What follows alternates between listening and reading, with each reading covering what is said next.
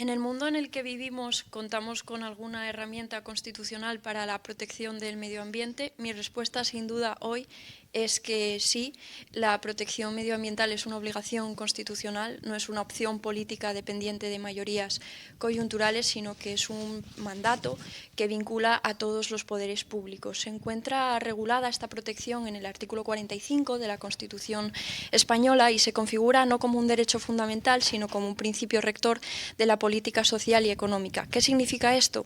Esto significa que no nos otorga a nosotros como ciudadanos un derecho subjetivo para poder acudir ante los tribunales en caso de vulneración de la protección medioambiental, sino que se configura como un principio, como una máxima que tienen que cumplir todas las instituciones del Estado, la legislación, especialmente la práctica judicial.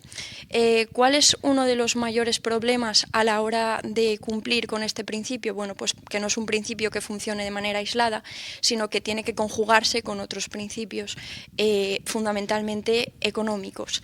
En este sentido, creo yo, especialmente hoy, que es importante resaltar que el medio ambiente y la economía no son incompatibles, sino todo lo contrario, deben avanzar juntos y perseguir un mismo fin, que sería el progreso, el desarrollo sostenible. En este sentido, y siendo conscientes ya de ello en el momento en el que se configura, se establece la Constitución, se establece un modelo de Estado en el artículo primero de la Constitución española social y democrático de derecho. ¿Qué significa esto? Pues esto significa que habrá derechos que cumplan una función social, como pueda ser el derecho a la propiedad privada, regulado en el artículo 33, y el derecho a la libertad de empresa del artículo 38, no tanto que cumplan una función social, sino que su función va a estar condicionada por la función social, especialmente de algunos valores como sería la protección medioambiental. Se trata sin duda de una cuestión de justicia intergeneracional, creo que lo podemos ver evidentemente en el panorama mundial en el que vivimos, y que los recursos naturales deben ser explotados pero no hipotecados de cara a generaciones futuras. El medio ambiente con el que contamos hoy es el medio ambiente que heredamos de nuestros padres, de nuestros abuelos. Y sin duda esta problemática es una problemática competencial. Será el Estado el que tenga que establecer las bases de regulación medioambiental, pero las comunidades autónomas, en nuestro caso el Principado de Asturias, el que tengan que desarrollarlas, y los entes locales, los ayuntamientos, los que les corresponda la gestión. Asturias, cuyo lema paraíso natural cuenta con una protección jurídica, no cabe duda de ello, pero tampoco cabe duda de que no tenemos un blindaje jurídico que proteja el medio ambiente. Por tanto, si algunos os estáis preguntando si la solución pasaría por reformar la Constitución y convertir el principio rector, que es la protección medioambiental, en un derecho fundamental, la respuesta, creo que hablo en nombre de las tres, es que no necesitamos una reforma. La Constitución es clara. Lo que hace falta son políticas públicas valientes que cumplan el mandato constitucional, que es, como digo, clarísimo. Si no, lo que tenemos es pan para hoy y hambre para mañana.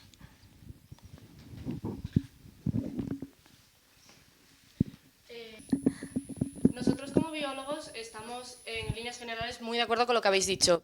También queremos recalcar la importancia de lo que consideramos necesario, que es un marco de acción común, no solo del territorio nacional, sino de otros territorios en Europa y fuera de ellos, ya que a las especies que queremos proteger no les importa que la ley se acabe cuando se acaba España. Vosotras, ¿cómo veis de posible el hecho de que podamos trabajar de manera conjunta con otros territorios para formular leyes que puedan proteger a las especies? Mira, es tan posible como complicado. Es muy posible, es perfectamente posible y de hecho ya se está haciendo. El problema es que es muy complicado.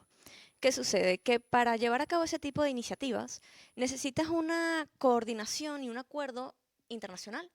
De hecho, dentro de unas ponencias, justamente vamos a tratar un poco de eso. El problema es que los países son muy recelosos, con razón, en cuanto a su soberanía y en cuanto a las decisiones de su propio territorio. Entonces, claro, es perfectamente posible, y de hecho ya se ha hecho, reconocer el cambio climático como un problema transfronterizo y reconocer la necesidad de tomar medidas conjuntas, como por ejemplo la Convención Marco de las Naciones Unidas contra el Cambio Climático, por ejemplo. Pero sí es verdad que es un proceso complejo que va a requerir tiempo y sobre todo de verdad un auténtico compromiso a llevarlo a cabo. Muchas gracias. No hay de qué. Bueno, yo estoy de acuerdo realmente con lo que han acompañado, con lo que habéis comentado, con lo que habéis comentado aquí, y sí que, como comentas tú, a nivel internacional yo creo que sí que es complicado llegar a un acuerdo, y sobre todo podemos verlo ya que a nivel europeo sí que se está llevando a cabo pues planes que luchen contra el cambio climático. Podemos ver, pues, como la trataremos después, el mercado de emisiones del carbono, que sí que se lleva a nivel de ámbito europeo, porque al final como conjunto perseguimos un objetivo común aquí en la Unión Europea.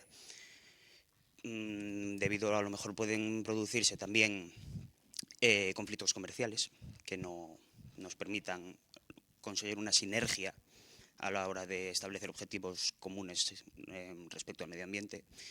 Y yo creo que sí que habría que establecer unas bases claras y concisas y para pues posteriormente poder alcanzar un objetivo común, que es al fin y al cabo proteger el medio ambiente y luchar contra el cambio climático.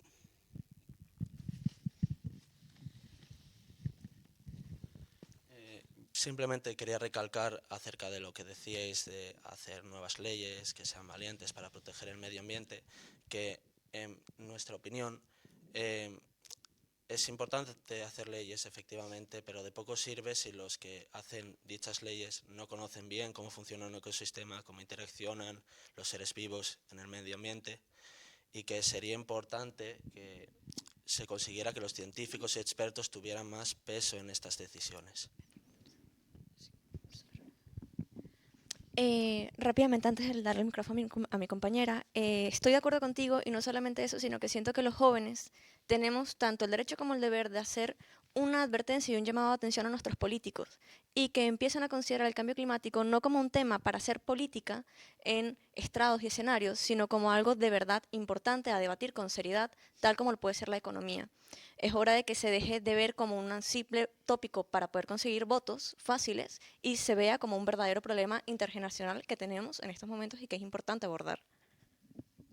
Sí, de hecho, precisamente a eso me refería yo, con que la Constitución es clara y no necesita, a nuestro juicio, una reforma, sino que lo que nosotras propondríamos precisamente serían otro tipo de medidas. Precisamente, y yo creo que es a partir de la educación, desde donde todo se puede cambiar, y necesitamos una cultura medioambiental, necesitamos que se eduque desde los más pequeños hasta los más mayores, que se les dé una conciencia de protección medioambiental, de solidaridad, porque al final, como dice el propio artículo 45, la cuestión del medio ambiente es una cuestión de solidaridad.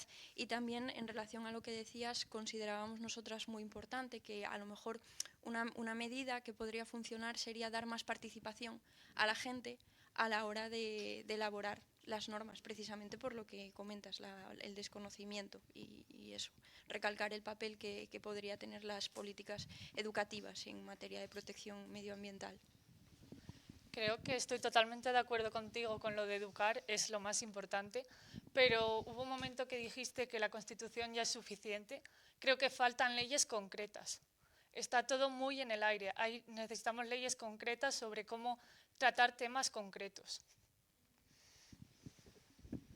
Sí, no, me refiero desde el punto de vista constitucional, que desde cómo se configura el derecho al medio ambiente, en el sentido de que el derecho al medio ambiente no es un derecho fundamental, hablando formalmente, sino que es un principio rector. Esta es una cuestión complicada que requiere unas ciertas nociones jurídicas, pero por simplificarlo, a lo que me refiero es que no hace falta que a los ciudadanos a lo mejor nos den ese derecho directo de acudir a los tribunales, y que en ese sentido la Constitución es clara, pero evidentemente lo que se necesita es un desarrollo legislativo que no le corresponde eso ya a la Constitución, que eso corresponde a los que legislan, a los que hacen las leyes, desarrollar leyes que se elaboren partiendo de ese mandato, de esa obligación de protección medioambiental. Pero claro que hacen falta leyes efectivas, hace falta un blindaje jurídico, claro que hace falta, estoy totalmente de acuerdo contigo. Me parece muy interesante también lo que comentabais, un llamado a despolitizar el cambio climático. No es cuestión estar concienciado de ser más de unas opiniones o de otras.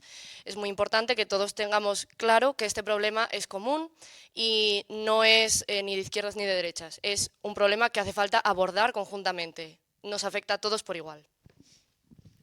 Yo respecto a esto quería también comentar que un gran problema que hay actualmente, sobre todo en el ámbito penal, es que a la hora de estos delitos medioambientales pues se requieren pues, de obtener como unas pruebas científicas periciales. ¿Qué pasa? Que muchas veces son muy difíciles de obtener, por lo que nosotros también lo que queremos ver que es necesario como un cambio jurídico, tanto legal y judicial, para colaborar más con biólogos, con expertos que ayuden mejor a recabar estas pruebas y dar como una vuelta de cara, porque ahora es más reactivo el sistema, es decir, sucede un delito, alguien comete una infracción y se sanciona, se le pone una multa, pero necesitamos mirarlo desde una perspectiva más preventiva, es decir, antes de que pase podemos actuar, podemos establecer como unas medidas de seguridad, vigilancia y bueno, básicamente eso, que es que estoy totalmente de acuerdo con lo que estamos hablando.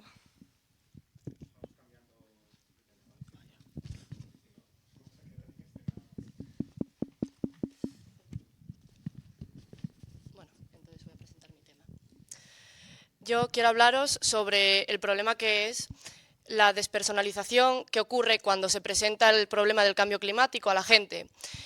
Parece un problema muy global, pero todos de manera individual podemos llevar este problema a lo local y me gustaría basarme en un artículo de William Ripple en el que habla sobre ciertas medidas que se pueden tomar de manera individual para favorecer la regresión del cambio climático. El primero del que quería hablar es de cambios o soluciones naturales. Si protegiéramos los ecosistemas, si consiguiéramos realmente que volvieran a regenerarse, no solo sería favorable en el sentido de que conseguiríamos más oxígeno, sino que también servirían como un reservorio de carbono y absorberían parte del CO2 que se encuentra en la atmósfera. Para llevar a cabo esto, creemos que es importante la acción de los gobiernos de manera conjunta, ya que los ecosistemas no se pueden proteger por sí solos. Además, es nuestra responsabilidad como ciudadanos cuidar de los recursos que tenemos. El siguiente punto que quería tocar es un poco más dirigido hacia la economía, ya que opino que el sistema actual es muy poco sostenible, ya que un crecimiento ilimitado no creemos nosotros como biólogos que pueda ser sostenido en un tiempo, a la vez que cuidamos del cambio climático. Necesitamos una economía más sostenible y más ecológica, ya que bueno, la tierra, el agua, el aire son recursos de los que la economía creemos que se basa y es nuestra responsabilidad cuidar de ellos, ya que este sistema que hay actualmente opinamos que mira a corto plazo, es decir, si no hay un planeta que lo sostenga, no puede haber un sistema económico porque se nos habrá acabado.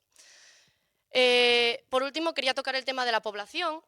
El estudio también comenta que en los sitios donde hay educación para las mujeres, como comentábamos antes, la educación nos parece un punto interesante. En los sitios donde a las mujeres y a las niñas se les permite cursar una educación secundaria, está demostrado que eligen tener menos hijos de media. Esto no es casualidad, es causalidad. Es una relación importante, por tanto me parece que es necesario, ya que en 1800 había 1.000 millones de personas. En 2023, cuando se hace este estudio, hay 8 millones de personas. El ritmo de crecimiento está aumentando cada vez más y la clase media es la que tiene un mayor impacto agregado a la hora de emisiones de carbono, contaminación, emisión de basura.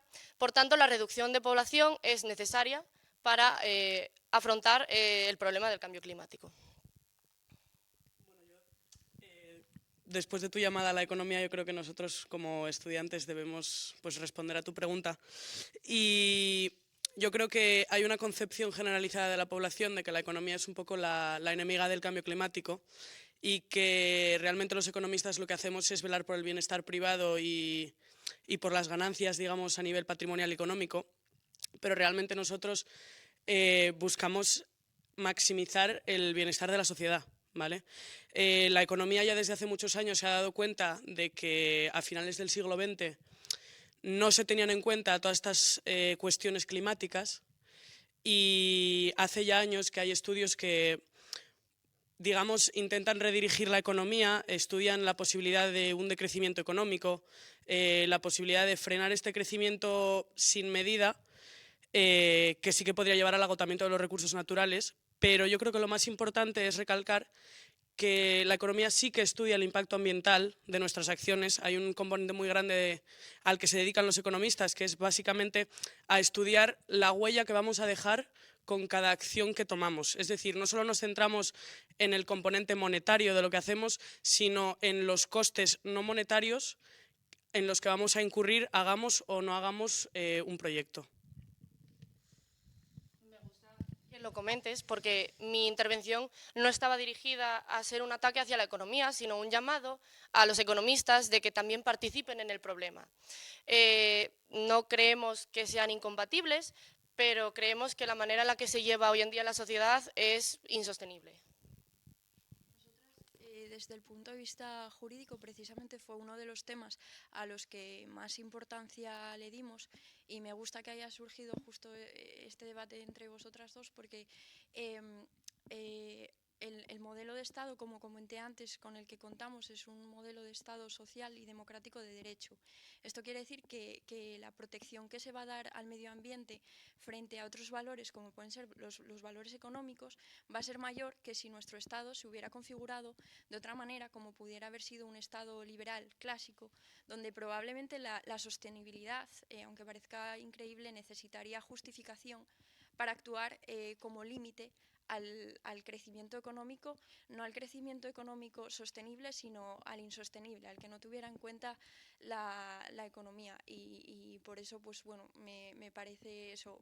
Quería recalcar que de hecho España fue uno de los países pioneros en proteger el medio ambiente, junto con Grecia, la Constitución griega de 1975 y la portuguesa de 1976, teniendo en cuenta que la nuestra es de 1978, y ya en esos momentos yo creo que pensaban un poco, como decías tú, que no es una cuestión de cortoplacismo, sino de largoplacismo, y yo creo que se podían un poco anticipar a lo que se nos venía.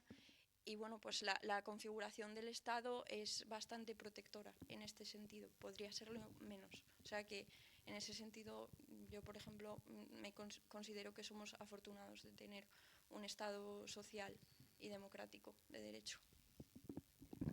Hubo una cosa que me llamó un poco la atención,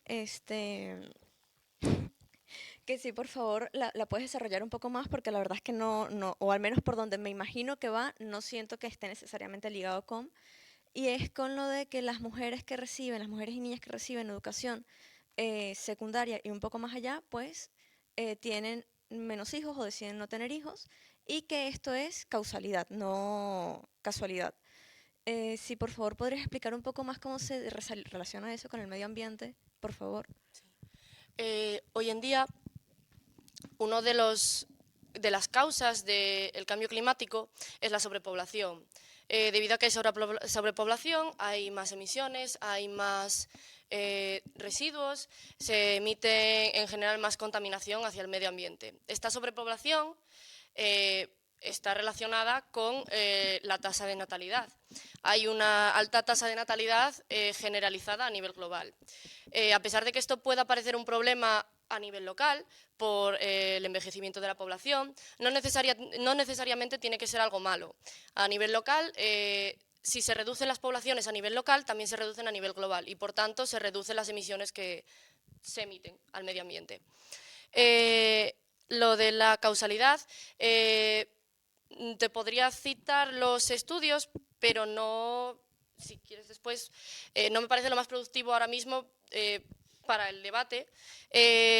Está visto que las mujeres que tienen una educación secundaria o una educación primaria y secundaria, de media tienen más libertades, y por tanto escogen, en promedio, no todas, en promedio escogen tener un menor número de hijos, y esto bajaría la tasa de natalidad, que a su vez podría bajar población global y a su vez bajaría las emisiones, el impacto acumulado, como hablaba, de la población hacia el medio ambiente.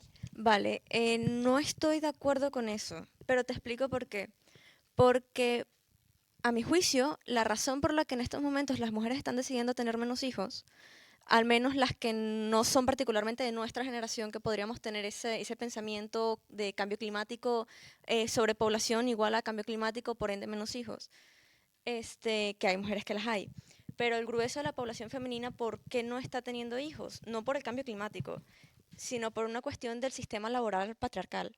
Es decir, la mujer promedio no tiene hijos por la sobrepoblación, no tiene hijos porque es un problema increíble ingresar al mercado laboral y desarrollar una vida profesional normal, al menos en España, eh, con un plan de maternidad. Entonces, no siento que eso esté tan relacionado con el cambio climático, que tal vez de repente nuestra generación podría ser, pero ahora mismo, en grueso de la población, esa cuestión, ese factor, obedece a otro elemento. Siento si me la interpretaste. No decimos que sea el único factor que influye en la disminución de la natalidad. Es un factor que principalmente se da en países menos desarrollados, en países que tienen menos conciencia del cambio climático. No decimos que estas mujeres elijan tener menos hijos debido a su impacto en el cambio climático, sino que ellas teniendo menos hijos podría ser beneficioso para abordar este problema.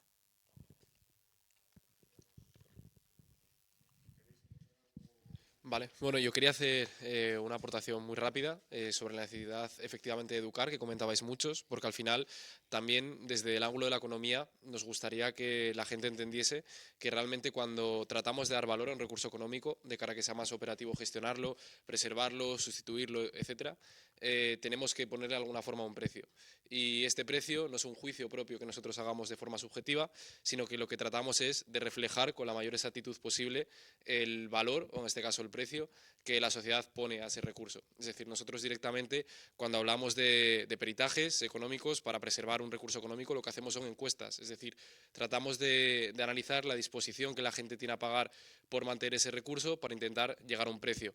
Cuanta más educación haya, más conciencia habrá sobre la necesidad de preservar esos recursos, mayor disposición a pagar probablemente también habrá, y todo será mucho más operativo y mucho más eficiente también en términos económicos. Así que realmente creemos que la educación es un pilar, y creo que en tu caso, con lo que hablabas de la natalidad, yo sí entiendo un poco tu punto. Al final, la natalidad está también muy relacionada con el desarrollo económico. Los países con menor desarrollo económico suelen tener peores medidas anticonceptivas, suelen tener que recaer más en la unidad familiar para poder salir adelante. La educación también es verdad que juega un fenómeno, mismamente en España, a medida que hemos ido desarrollándonos económicamente, la natalidad se ha ido reduciendo. Entonces, bueno, sí que la educación y el desarrollo económico en pautas generales pues fomenta que haya una natalidad más sostenida y que vaya más en línea con la disponibilidad de recursos naturales que hay en el mundo.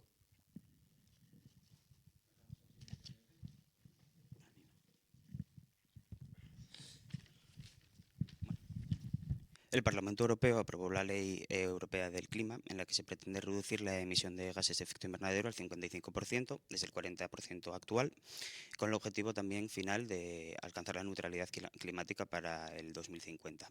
Esta neutralidad climática lo que significa es emitir la misma cantidad de gases de efecto invernadero de las que se absorben por otras vías, como por ejemplo pueden ser los bosques. Desde el Parlamento Europeo se plantean algunas medidas para alcanzar estos objetivos, y una de ellas es el sistema de mercado de derechos de emisión.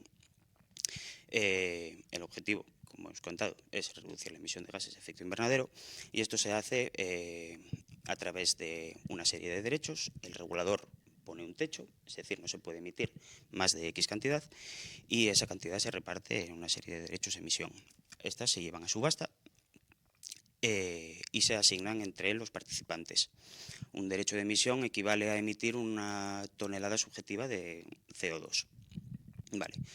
Estas subastas se llevan a cabo en dos tipos de mercados. Se llevan a cabo en un mercado primario, en el que se establecen unos paquetes gratuitos, de asignación gratuita, y luego el resto se subasta entre los participantes, y cada empresa o cada participante compra los derechos que cree necesarios. Luego se establece un mercado secundario. En este mercado secundario, una vez las empresas aquí ya tienen sus derechos asignados, entonces lo que hacen es comprar y vender estos derechos de emisión en función de los objetivos y las necesidades que tenga su empresa o su actividad. Vale. Algunas ventajas que presenta este sistema de mercado de derechos de emisión es que efectivamente es una medida eficaz para reducir la emisión de gases de efecto invernadero y el cambio climático.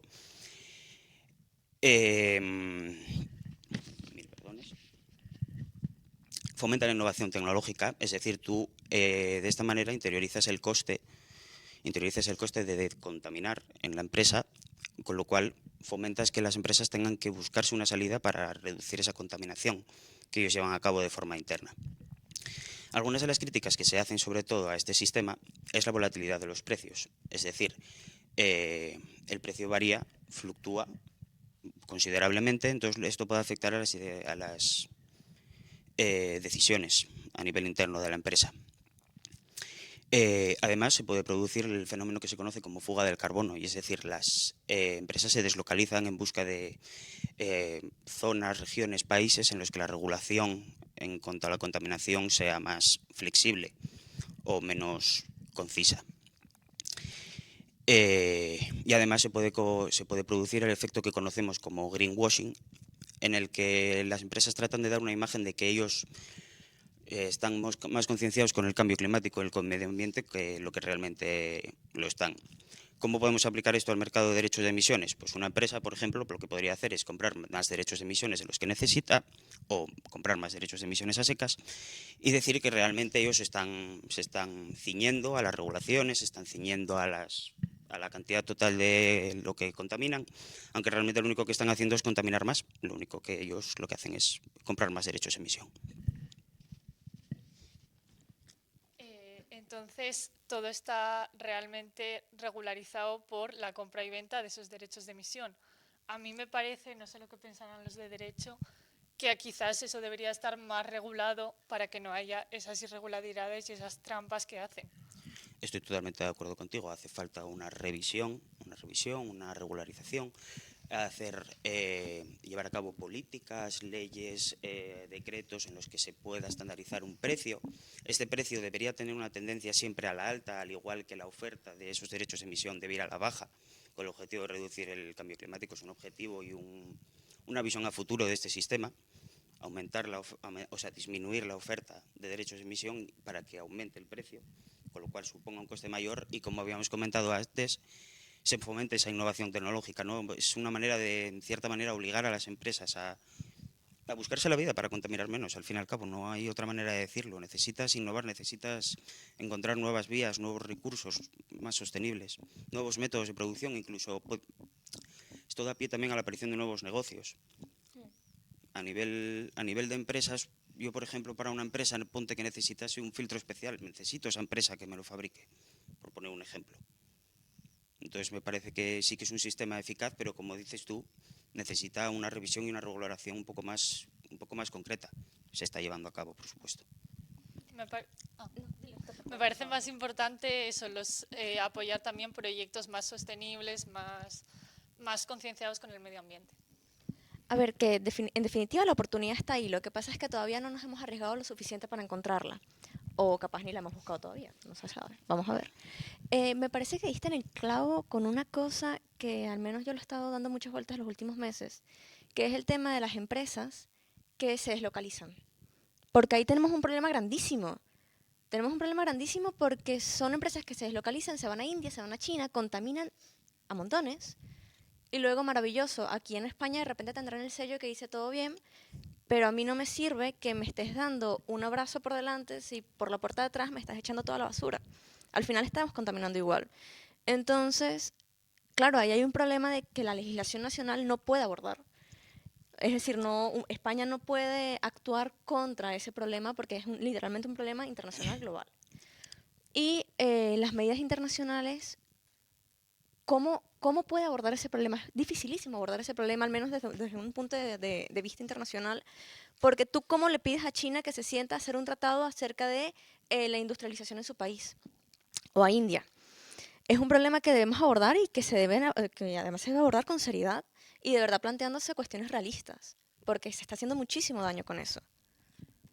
De lo que dices tú, de que sí que es un problema difícil de abordar, Hemos comentado el tema de que debería llevarse a cabo una revisión de este sistema de mercados de derecho de emisión, pero no debe ser algo que es la única salida para regular, por supuesto, no es la única salida para regular este cambio climático, debe complementarse con otras medidas. ¿Cómo podemos abordar el problema de la deslocalización? Con aranceles ambientales. Es decir, yo aplico una tasa a un producto que proviene de fuera, que probablemente tenga unos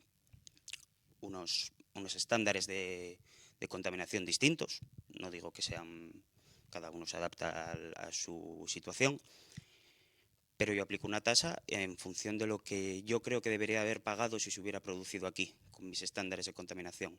Entonces sí que podría ser no una alternativa, sino un complemento. Pues como podemos también tener los bonos verdes, los green bonds, que seguramente conozcamos todos, que son bonos que se utilizan para financiar proyectos verdes. Al fin y al cabo debemos tener un poco un sistema coordinado, con diferentes medidas que te ayuden a conseguir el objetivo al fin y al cabo.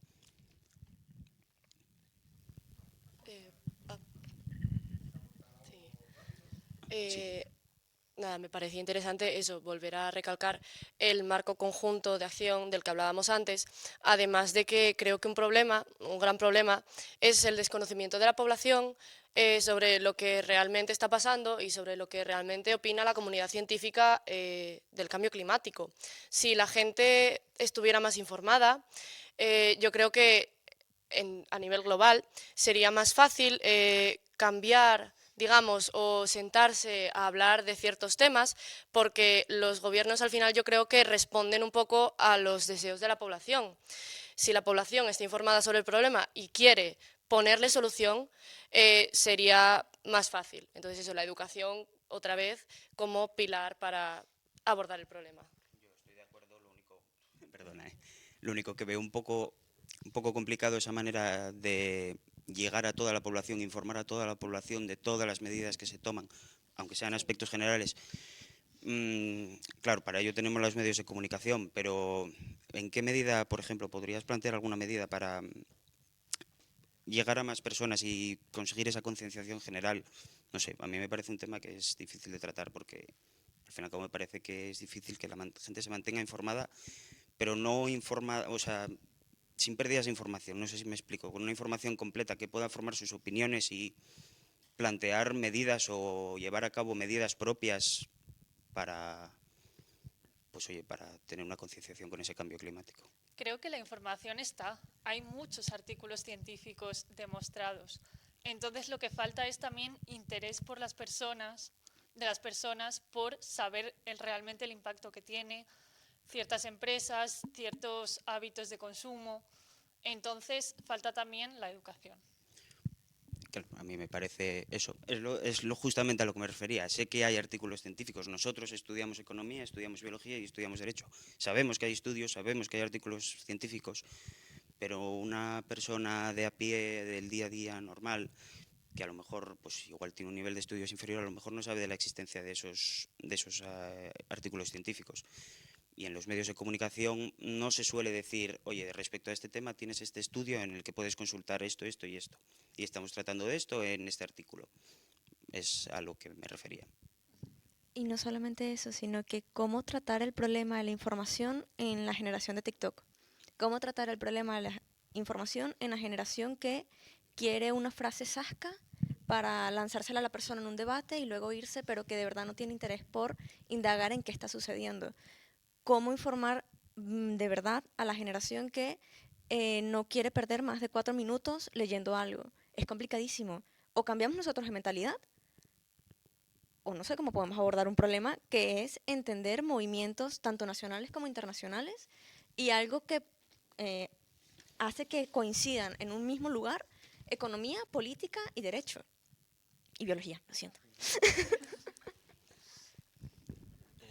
Bueno, yo creo que divulgadores científicos existen muchos y muy buenos. Pero yo creo que si desde el Estado se dieran medios para que estos divulgadores científicos pudieran pues exponer al público de una mejor forma sus opiniones, se podría llegar a una educación mucho más eficaz. Pero se necesitan ayudas desde el gobierno. Sí que me parece que sí que hay divulgadores científicos muy buenos, pero bueno, el tema de dar ayudas a divulgadores científicos me parece un tema, vamos a decir, delicado.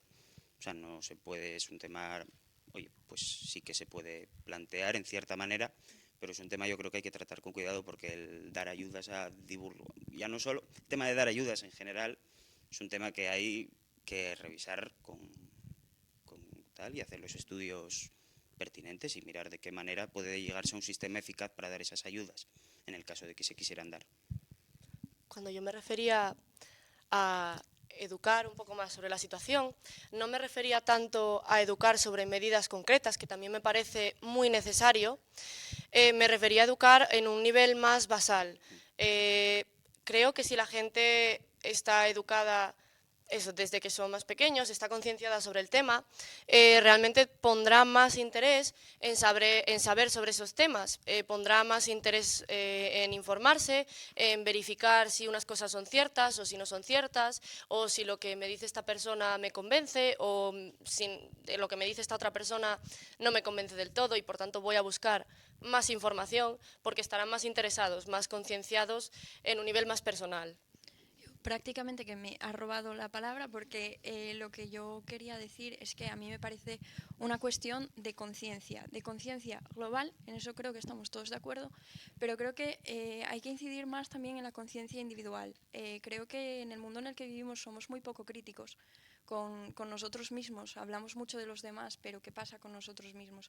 O sea, cada uno de nosotros recicla en nuestras casas porque es un gesto muy pequeño, pero que ayuda mucho y por eso pues yo creo que esa conciencia individual es fundamental generarla en la infancia, que es creo que a lo que tú te estabas refiriendo. Es que al final tenemos que formar personas, tenemos que formar ciudadanos. Y un ciudadano se forma en casa, se forma en la escuela y se informa en la vida en general. Tenemos que conseguir, a lo mejor, un problema que es tan grande podría quizás tener una solución tan pequeñita como crear conciencia a los niños pequeños, que esos niños van a ir creciendo y quieran ser personas informadas, ¿no? O sea, al final el problema de TikTok yo creo que es un problema igual a veces un medio de comunicación que se supone que tiene que informar y a veces desinforma más de lo que informa.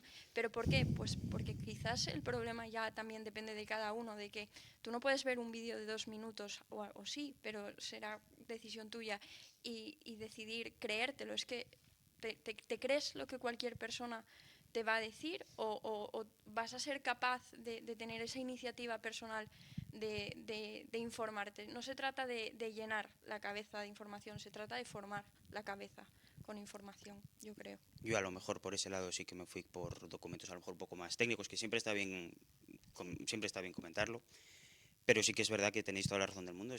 Tenemos que crear una conciencia, un sentimiento de solidaridad con el medio ambiente y eso, y al fin y al cabo todos debemos aportar de la manera en que buenamente podamos, de la mejor forma que consideremos que estamos aportando a esta causa que estamos tratando hoy y eso, y al fin y al cabo siempre va a ser por el bien común, que cada uno aporte como buenamente pueda.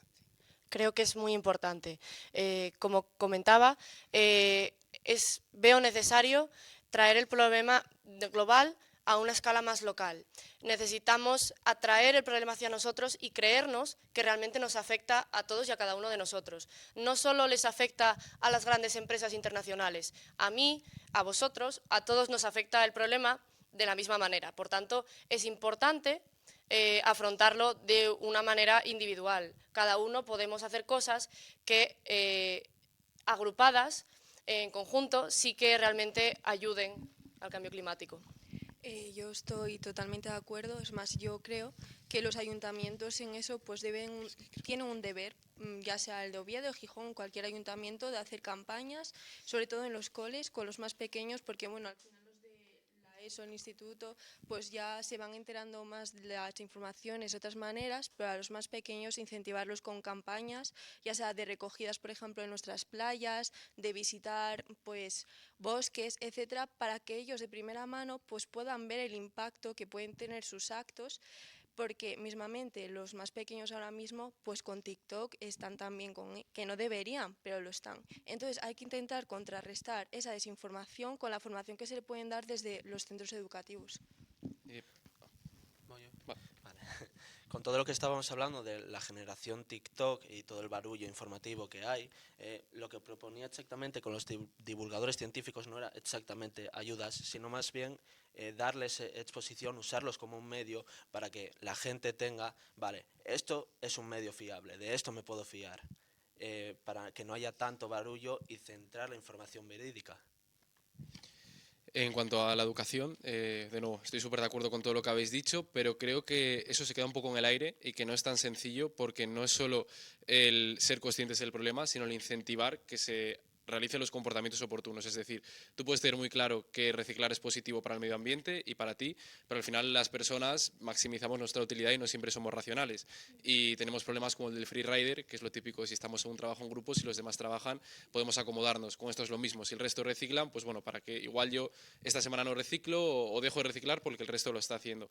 Entonces hay incentivos económicos muy útiles. Por ejemplo, he estado en Países Bajos varias veces y he aplicado un sistema en el que te cobran una tasa extra por todos los productos que tengan en base de plástico. Si lo devuelves, te devuelven ese importe. Entonces también creo que hay que tener en cuenta herramientas económicas que, más allá de la concienciación, que en ciertos momentos puede fallar inevitablemente, sí que condicionan la acción de las personas.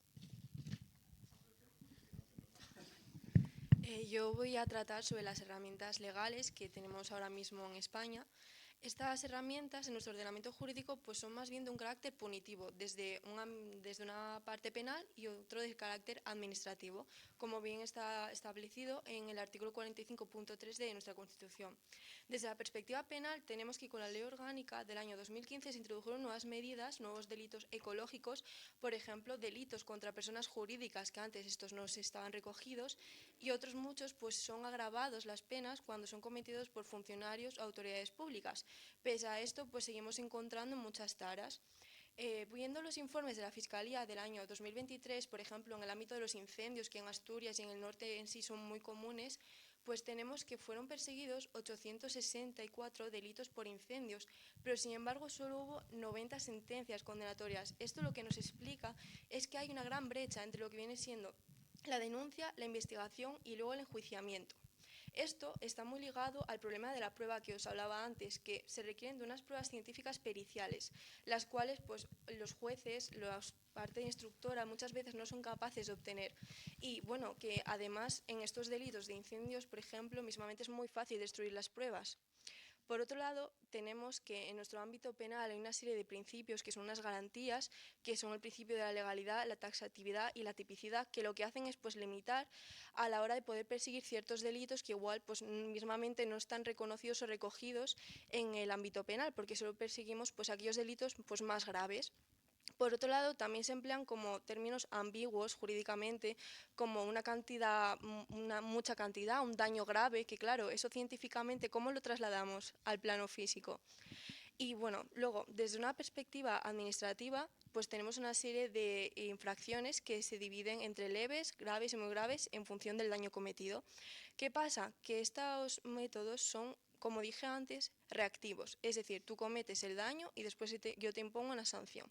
Y esto está muy unido al principio quien contamina paga, que como bien dice su nombre, yo contamino, me pones una multa, vale, la pago y ya está. Esto en nuestras tierras lo podemos ver con sentencias como la del Tribunal Supremo que condenó a ArcelorMittal, que lo conocemos todos, y otro del Tribunal Superior de Justicia de Asturias que condenó a Canteras La Belonga por exactamente lo mismo. Yo contamino, pues tiro cosas al río, estoy contaminando nuestras aguas, pago y sigo con mi producción.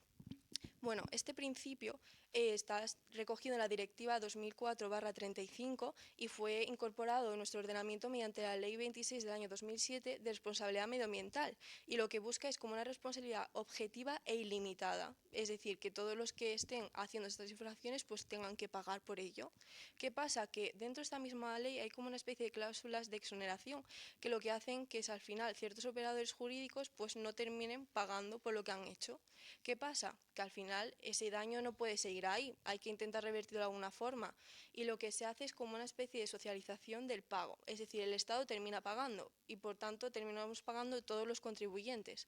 Entonces, bueno, todas en común lo que abogamos es que es necesario un cambio cultural y jurídico, desde una perspectiva tanto legal y judicial, porque creo que estamos muy poco concienciados con la responsabilidad que tenemos en nuestras manos. Hay un deber de mayor colaboración precisamente con biólogos científicos a la hora de recabar las pruebas, de tener mayor información los propios jueces, establecer como medidas legales pues más específicas, porque por falta de legislación ya os digo que no es. Hay un montón de leyes, lo único que no son eficaces. Y bueno, básicamente ese es el tema.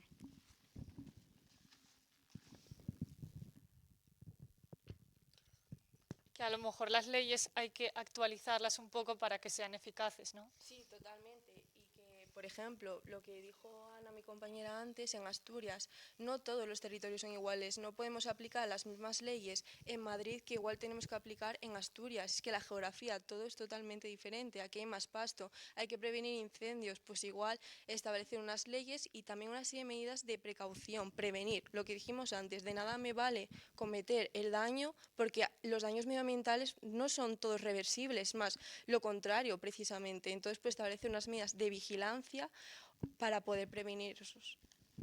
Me gustaría preguntar por la necesidad de esas exoneraciones, es decir, si sabemos que alguien ha cometido ese delito climático, ese delito ecológico, ¿por qué la ley contempla que pueda ser exonerado de su delito? Yo precisamente no lo entiendo. O sea, yo estuve leyendo varios artículos y se intentó como decir, vale, esto se aplica a aquellas empresas que después de haber cometido esa infracción no han pagado, pero han aplicado unas políticas a la hora de seguir produciendo, pues que más verdes, con filtros o que medios compran objetos ecológicos, materiales. Entonces lo que hace es, bueno, como has cambiado tu forma de producir, pues entonces ya no tienes que pagarlo porque, bueno, te has vuelto bueno, por decirlo de un modo. Okay. Bueno, no sé hasta qué punto eso... Quiero decir, si ya has cometido el delito, opino que aunque cambies, o sea, el cambiar debería de provenir de ellos. No creo que se debiera... O sea, como decíais, veo un poco necesaria el rejuvenecimiento de esa ley para afrontar situaciones como esa. En términos generales, no sucede eso. Es decir, por norma general, el derecho penal, cuando tú cometes un delito, tú pagas por ese delito por la cuestión de que la pena tiene dos funciones, de entre ellas un poco la de, por decirlo de alguna manera, castigar. La norma general es que no ocurran esas cosas, pero bueno, nuestro sistema jurídico tiene cosas que, como dice Esther, no se entienden. Es que cuando haces referencia al concepto de rejuvenecer la ley, que te entiendo perfectamente, pero a mí me gustaría decir que no es que haga falta rejuvenecer todas las leyes, quizás algunas sí, pero hay leyes cada 2 por 3. Quiero decir, o sea, la actualización no es un problema. Yo creo que el problema está en el enfoque. Como decía Esther, las leyes tienen un carácter punitivo, es decir, de castigo, castigo, castigo, en vez de un carácter preventivo. Es decir, ¿por qué si nos podemos anticipar a la contaminación, no nos anticipamos y establecemos medidas antes de que haya tener que llegar a pagar? Igual es que hay intereses económicos a los que vosotros sabréis más que nosotras en ese aspecto.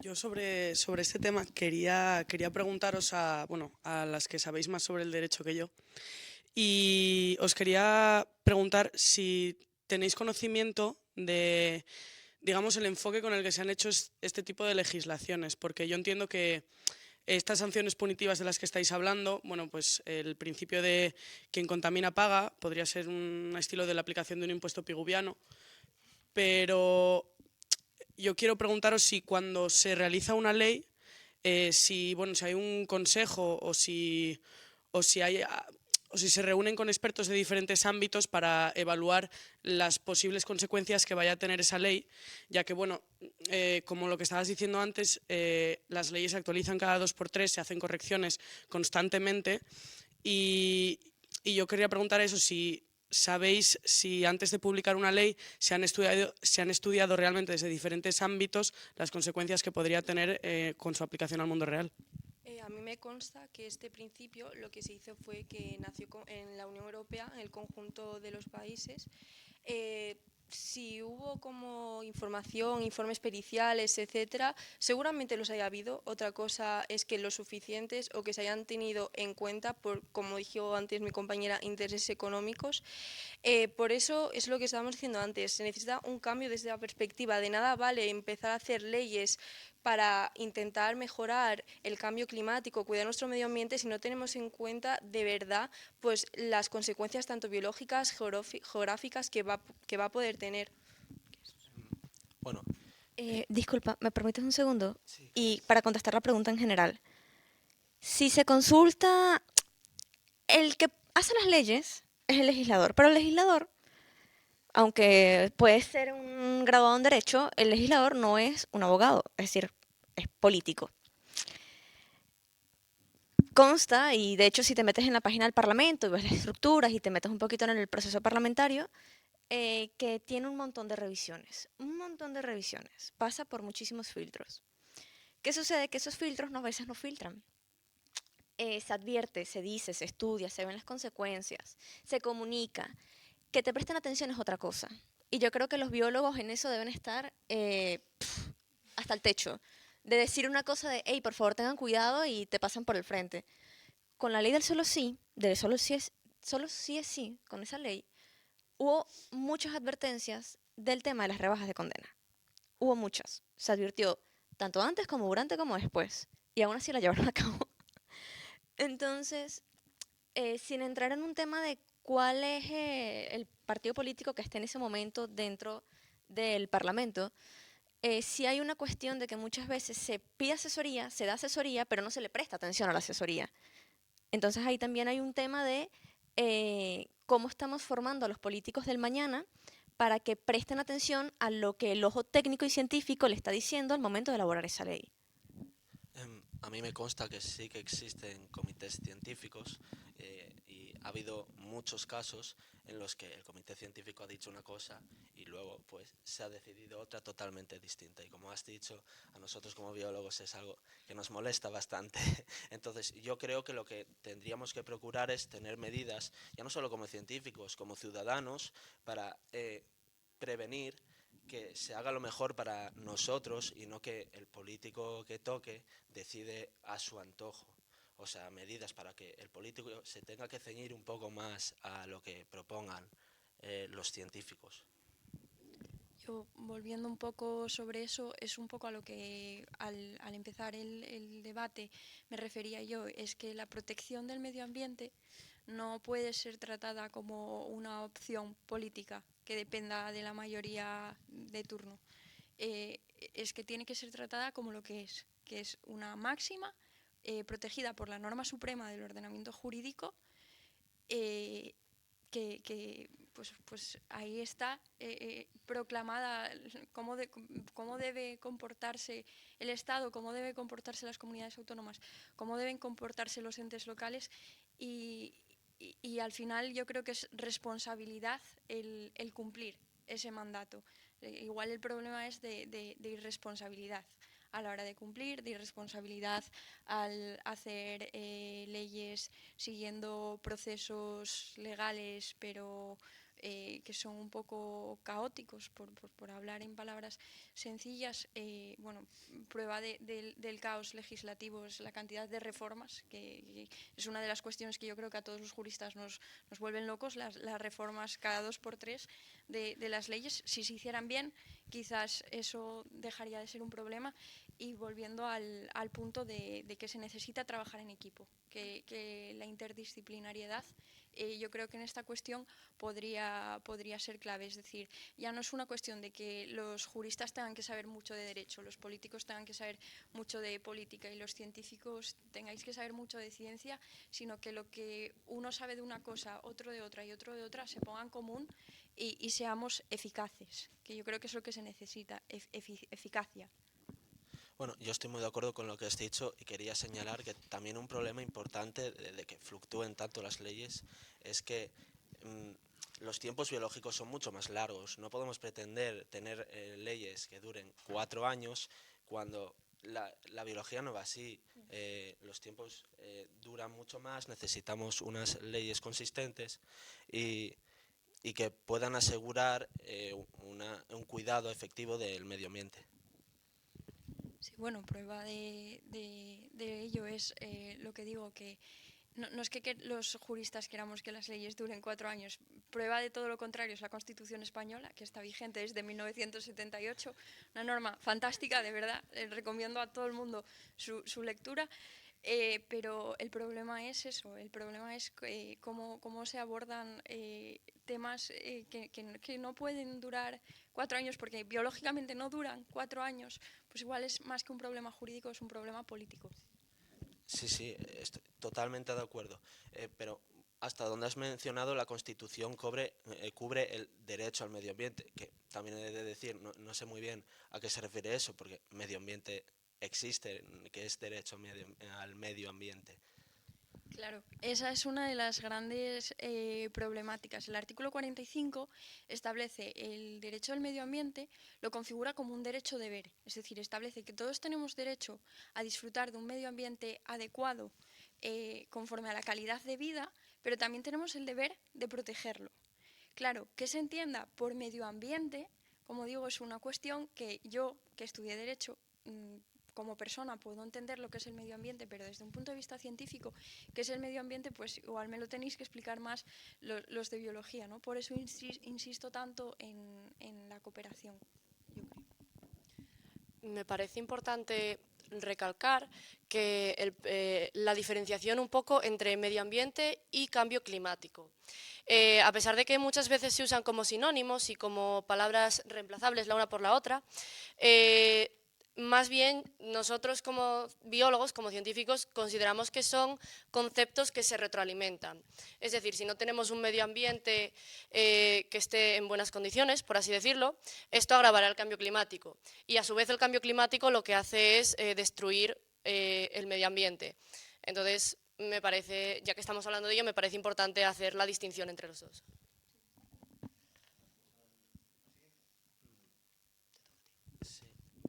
Bueno, si hablamos de la lucha frente al cambio climático, como ya comentamos antes, es importante buscar cómo mejorar las leyes vigentes. Según un estudio realizado en 2021 por IDEARA, con la colaboración del Gobierno de España, en el que se hablaba de la percepción social acerca del cambio climático en nuestro país, se preguntó a los entrevistados cómo puntuarían diversas instituciones y sus políticas medioambientales.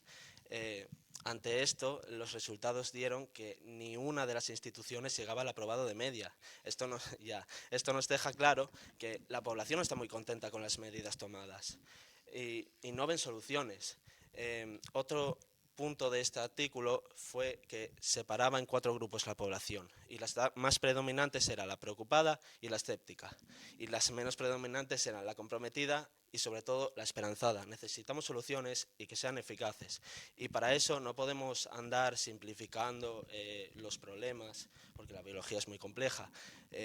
Necesitamos unas medidas que se puedan mantener en el tiempo, que no cambien cada 4 años, y para eso está muy bien lo que es el comité científico. Lo que pasa es que hay casos, como, bueno, os sonará mucho el caso, la reciente polémica del lobo, que es que se aprobó una ley por la que se puede cazar al lobo en el norte del río Duero. Esto, si le preguntas a cualquier ecólogo, te dirá que es un completo disparate, que no tiene ningún sentido. ¿Por qué se lleva a cabo? Porque se pasó, no se hizo mucho caso al comité científico que tocaba. Esto no tiene ningún sentido y se tiene que arreglar. El último punto que iba a comentar de dicho estudio es que además creo que es el que más nos ha sorprendido a todos, el 60% únicamente de la población piensa que hay un consenso entre los científicos acerca de la existencia del cambio climático. Esto, desde el punto de vista de un estudiante de biología, no tiene ningún sentido. Además, si miras un montón de artículos, no es consistente.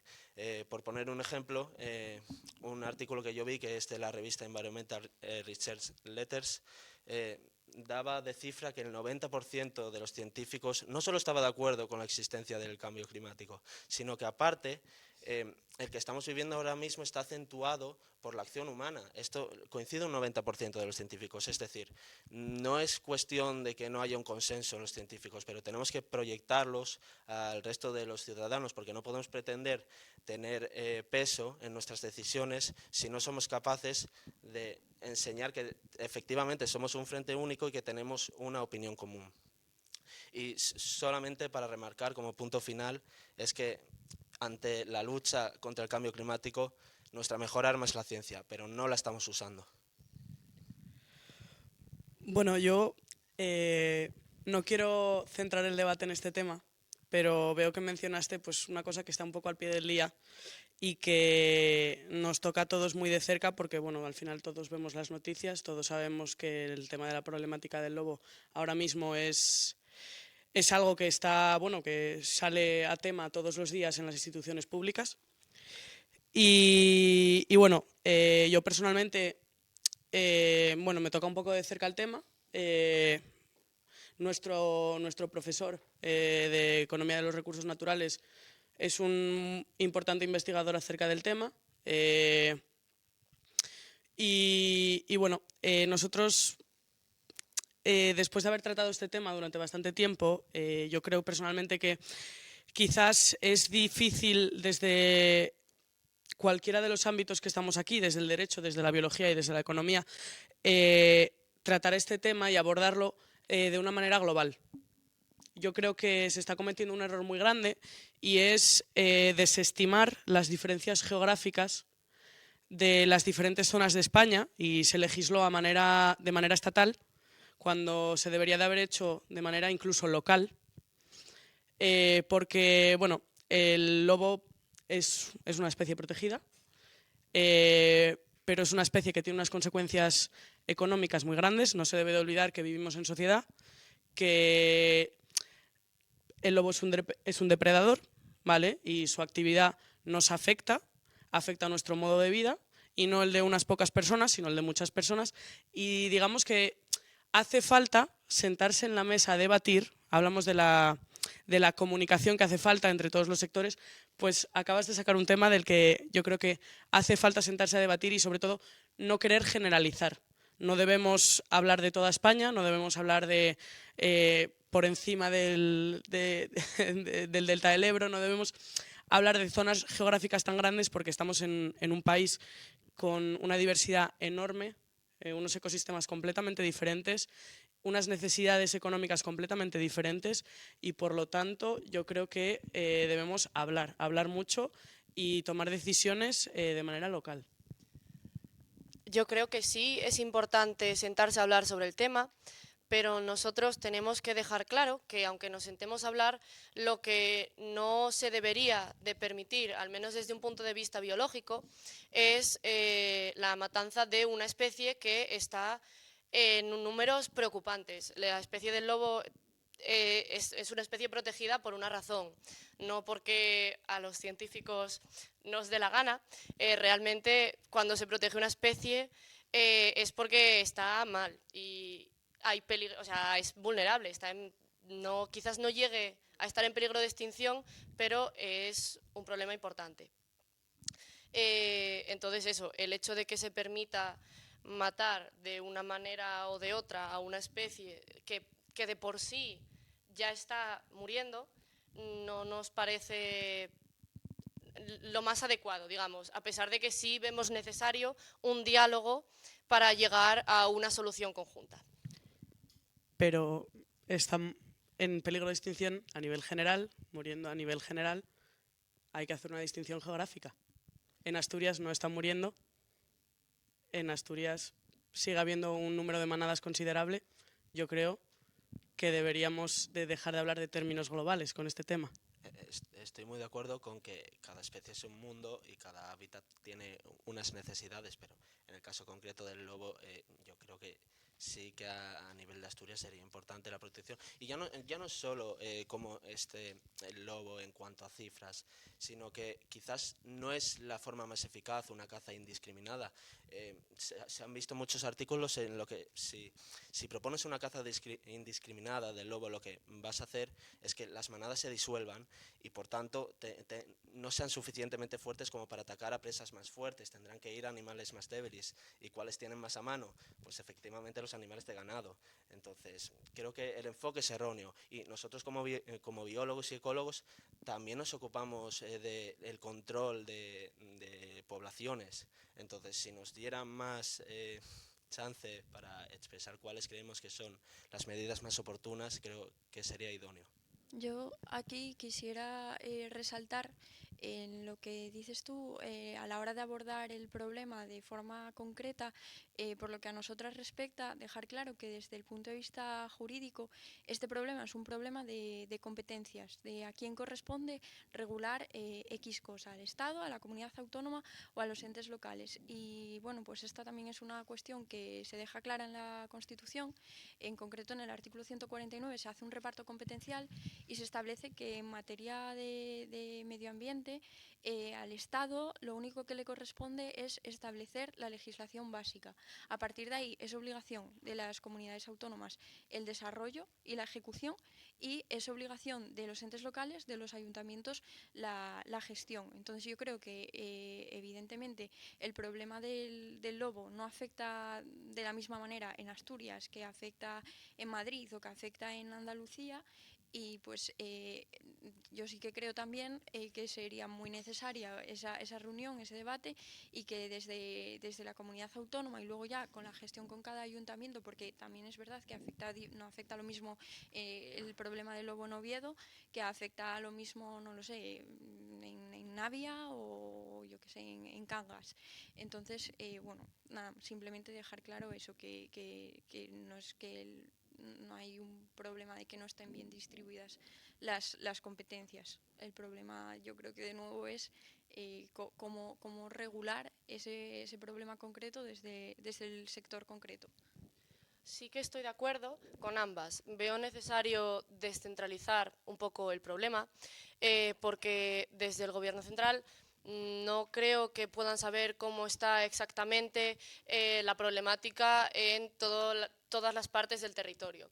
Sí que creo, sin embargo, que a pesar de que es necesario que, digamos, cada territorio tome sus propias decisiones, veo necesario que se tome en cuenta que otra vez, es una especie protegida. A pesar de que quizás en mi ciudad el lobo está en unos números aceptables, si yo me lo cargo, pues al final lo que estoy haciendo es contribuir a esa disminución de los números globales. Volvemos al tema de antes, el problema global se puede llevar a escala local. No creo que sea incompatible. Y a pesar de, es decir, a pesar de todas las buenas intenciones del mundo en el que en estos momentos estamos aquí reunidos y debatiendo, hay algo que tenemos que tener muy claro y es que no podemos ser ingenuos. No se va a poder solventar el mundo porque la solución no existen soluciones perfectas. Existe hacer lo que, ¿cómo fue que dijiste? Lo que buenamente se pueda. Uno puede hacer lo que buenamente se pueda. E incluso si nosotros salimos de aquí y aplicamos todas las medidas que acabamos de decir, hay un refrán que dice echa la ley, echa la trampa, va a haber algún desperfecto. Entonces, también esto se basa en no desesperar, más bien en perseverar, y en, por más que los resultados puedan no ser perfectos, mentalizarse en que hay alguna solución en algún momento que nos va a aparecer si no perdemos de vista cuál es nuestro objetivo. A mí me gustaría destacar que el lobo es una especie protegida porque forma parte de un ecosistema. No podemos perder eso. El ecosistema es un conjunto de cosas que si quitas una o cambias el equilibrio de una, cambia todo. Entonces, en el momento en el que tú estás incidiendo sobre la población, no sabes las consecuencias que va a haber a nivel de todo el ecosistema. Luego va a surgir un problema, va a surgir otro, por eso la importancia de escuchar a los científicos y no hacer leyes de especies protegidas cuando realmente hay datos científicos que evidencian que el lobo no se puede matar, porque no es que haya muchas manadas, sino que los lobos, al matarse, se separan y son lobos solitarios, y es cuando atacan a los débiles, y es cuando nos afecta a nosotros el problema. No cuando hay grandes manadas de lobos, sino cuando los lobos son solitarios y pueden incidir sobre nosotros. Hay que verlo todo como un conjunto y no como un problema individual. Ya con todos los puntos sobre la mesa, ¿cómo podemos o qué herramientas nos ofrece el plano internacional para poder ir cerrando esta problemática? Bueno, pues actualmente la parte que más le está dando movimiento, vida y protección al medio ambiente es el plano internacional, mediante los acuerdos y tratados internacionales, que gracias al artículo 10.2 y 92 de nuestra Constitución española, se van, una vez válidamente firmados y ratificados, a integrar al ordenamiento nacional como si fueran una ley más del Congreso de los Diputados, e incluso en algunos casos tendrán primacía. Funcionan también como criterios interpretativos de los derechos contenidos en el título primero de nuestra Constitución. Tenemos en estos momentos dos grandes referencias, la Unión Europea y el Consejo de Europa. La Unión Europea es esa entidad geopolítica conformada por 27 países que todos conocemos, que no solamente tiene competencias en materias como la economía, sino también en materias como el medio ambiente. ¿Qué sucede? Que en el artículo 191 del Tratado de Funcionamiento de la Unión Europea se contempla como principios de la política rectora medioambiental la conservación y la protección al medio ambiente. Así como en el Tratado de la Unión Europea, en el artículo 33, se contempla como un principio rector de la política económica el desarrollo sostenible. El otro gran punto de referencia es el Consejo de Europa. Aunque suenan parecidos, el Consejo de Europa es diferente a la Unión Europea. Son entes diferentes, no se pueden confundir. El Consejo de Europa es una organización paneuropea, es de hecho la más antigua que hay en estos momentos. Y su joya de la corona, por decirlo de alguna manera, es el Convenio Europeo de Derechos Humanos. No sé si lo habrán escuchado en algún momento. Este convenio tiene una particularidad. En ningún momento, ni una sola vez llega a decir medio ambiente. Ni ambiente, ni naturaleza, ni ningún sinónimo. ¿Qué sí dice? Bueno, reconoce el derecho de los ciudadanos europeos a la salud, la vida y la inviolabilidad del domicilio. Y el Tribunal Europeo de Derechos Humanos, que es el tribunal garante del convenio, desarrolló una técnica que se llama defensa cruzada de derechos. Esto significa que se le va a dar protección al medio ambiente, al derecho al medio ambiente, de forma subsidiaria, secundaria al derecho a la vida, la salud y la inviolabilidad del domicilio, creando una especie de escudo. Esto era así hasta la sentencia del Tribunal Europeo de Derechos Humanos de 9 de abril del 2024, en asunto Vereinclima Seniorinem contra Suiza. Perdón por esa pronunciación, ofendí a algún suizo, estoy segura. Esta sentencia es revolucionaria. ¿Por qué? Porque la concepción o la forma de proteger lo que se tenían antiguamente se ve, por ejemplo, en el caso López Ostra contra España, que fue de una señora que demandó a España, y de hecho ganó, porque instalaron una planta depuradora cerca de su hogar, los gases tóxicos y los ruidos penetraban en el domicilio, y el Tribunal Europeo de Derechos Humanos, que dijo, como vulnera la salud, la inviolabilidad del domicilio y la vida de esta persona, te condeno y protejo al medio ambiente de forma subsidiaria. Y en esta sentencia del 9 de abril cambió el panorama y dijo que Suiza había violado sus compromisos adquiridos en materia de medio ambiente por el artículo 3 del Convenio Marco de las Naciones Unidas contra el Cambio Climático. Confirmó que el cambio climático es un problema intergeneracional y transfronterizo que no se puede abordar, que es lo que estamos hablando aquí, de la forma clásica y tradicional de esta defensa cruzada de derechos. Y sentenció 2 puntos. El primero, que los ciudadanos tenemos todos el derecho a ser efectivamente protegidos de los efectos negativos del cambio climático. Y el segundo, que los estados tienen el deber primario, esto significa muy importante, para nosotros significa deber primario muy importante, el deber primario de los estados a aplicar y crear medidas efectivas contra el cambio climático. ¿Alguna pregunta? O sea, estamos comentando entonces, como veníamos hablando en el punto anterior, no es tanto una falta de leyes o de normas o de legislación, sino el problema está en la forma en la que aplicamos. ¿Qué caminos creéis que se podría hacer para mejorar estas aplicaciones de las leyes? ¿O veis posible buscar alguna solución? Mira, el tema de la aplicación de las leyes es muy complicado porque hay muchísima, muchísima. Les invito a meterse en el BOE, en el Boletín Oficial del Estado, no tienen que entender nada de lo que dicen. Con que se metan en una parte de un código de derecho medioambiental que hay por ahí, si no me equivoco, o en el de bosques, en el que se encuentra toda la normativa reglamentaria de bosques, la cantidad es impresionante. Entonces, hay un problema que es que ni yo sé muy bien responderte cuál es, porque habría que de verdad sentarse a ver la cantidad de cuestiones que coinciden en ese punto. Sí es verdad que hay una cosa que es muy importante, es retirar la parte política del tema. Entiéndase política en esto de hacer lucha en escenarios con este tema. Eso es importante retirarlo. Porque ya una vez que lo retiras y quitas la parte subjetiva y te centras en lo objetivo, tienes que abordar. Si estás siendo pertinente, si estás abordando lo pertinente de verdad, o sea, importa la contaminación aérea, la acústica, importa la del suelo, qué estamos regulando, qué no estamos regulando. Es decir, ese análisis es muy complejo y es una cosa que tenemos que hacer importante. Para mí, efectivamente, y como de hecho siento un poco que viene a decir esta sentencia, hay ya mucha legislación.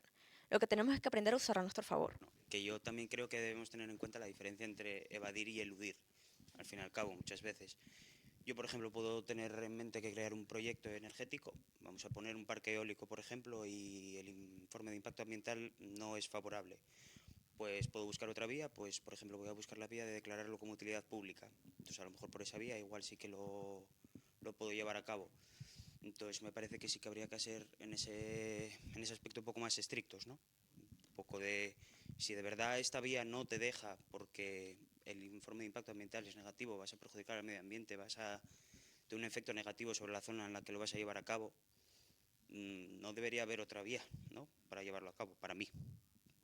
No sé qué vosotros como más enteradas de lo que es temas relacionados con el derecho que Ana, podéis a modo decir. de conclusión final, yo creo que en este caso, y al estar hablando mi compañera del problema del derecho de la Unión Europea, para mí es importante distinguir que en el ámbito del derecho de la Unión Europea existen dos tipos de normativas.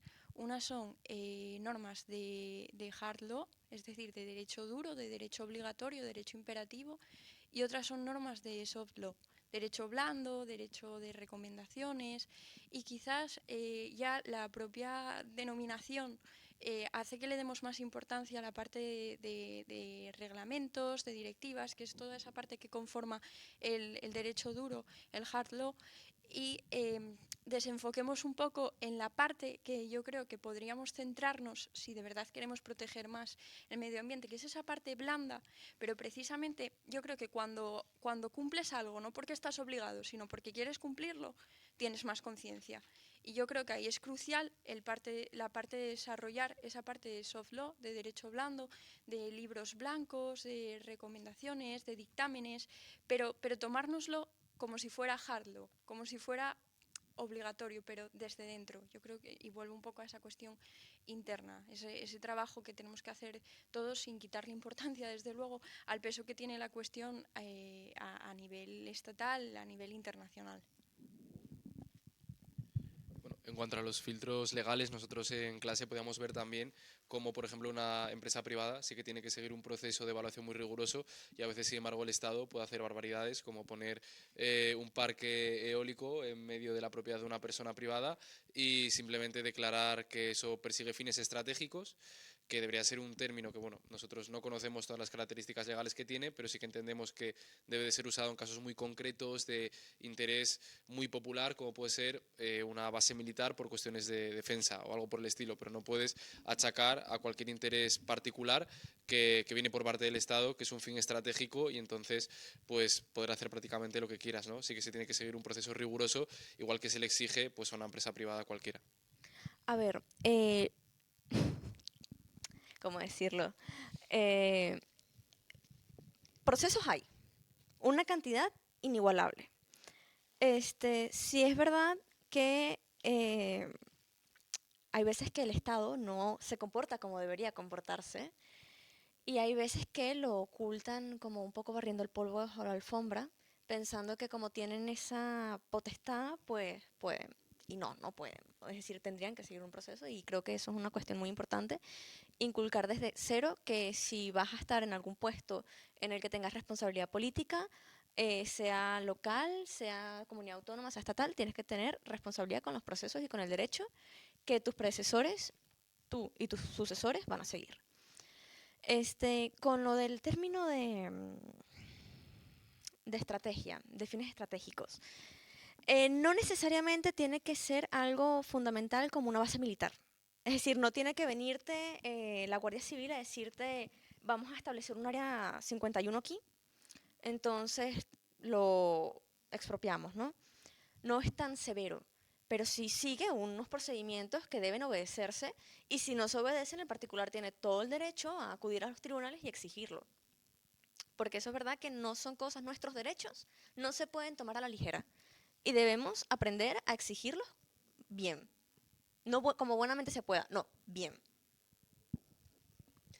Yo quiero como hablar desde otra perspectiva. Al igual que creo que no es correcto que se expropie sin una justificación debida los terrenos de las personas individuales, tampoco creo que esté bien. O sea, quiero decir, creo que hay que tener cuidado a la hora de usar espacios naturales y espacios que no necesariamente tengan que tener una propiedad privada a la hora de hacer cosas con esos fines estratégicos de los que hablábamos. Al igual que, por ejemplo, los derechos de mi parcela los puedo proteger yo, también veo necesario que los derechos de esos espacios naturales sean protegidos por alguien, ya sea. Pero, claro, si esos terrenos que son del Estado, porque no son de una propiedad de una persona privada, y es el Estado el que quiere poner algo que vaya a destruir el espacio, no sé, creo que es importante que haya alguien que haga caso a la comunidad científica cuando trate de proteger los derechos de estos espacios.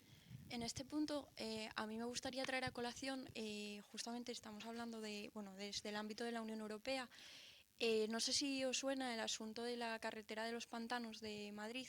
Fue un asunto que ocurrió a principios de la década de los años 2000, en el que la Comunidad de Madrid inició unas obras de desdoblamiento de unas carreteras que atravesaban unas zonas protegidas, de especial protección de aves, unas cepa, y lo hicieron sin el informe de impacto ambiental que ello iba a tener. Entonces, como decía Adriana, necesitamos que nuestro derecho al medio ambiente se proteja bien y se protege bien.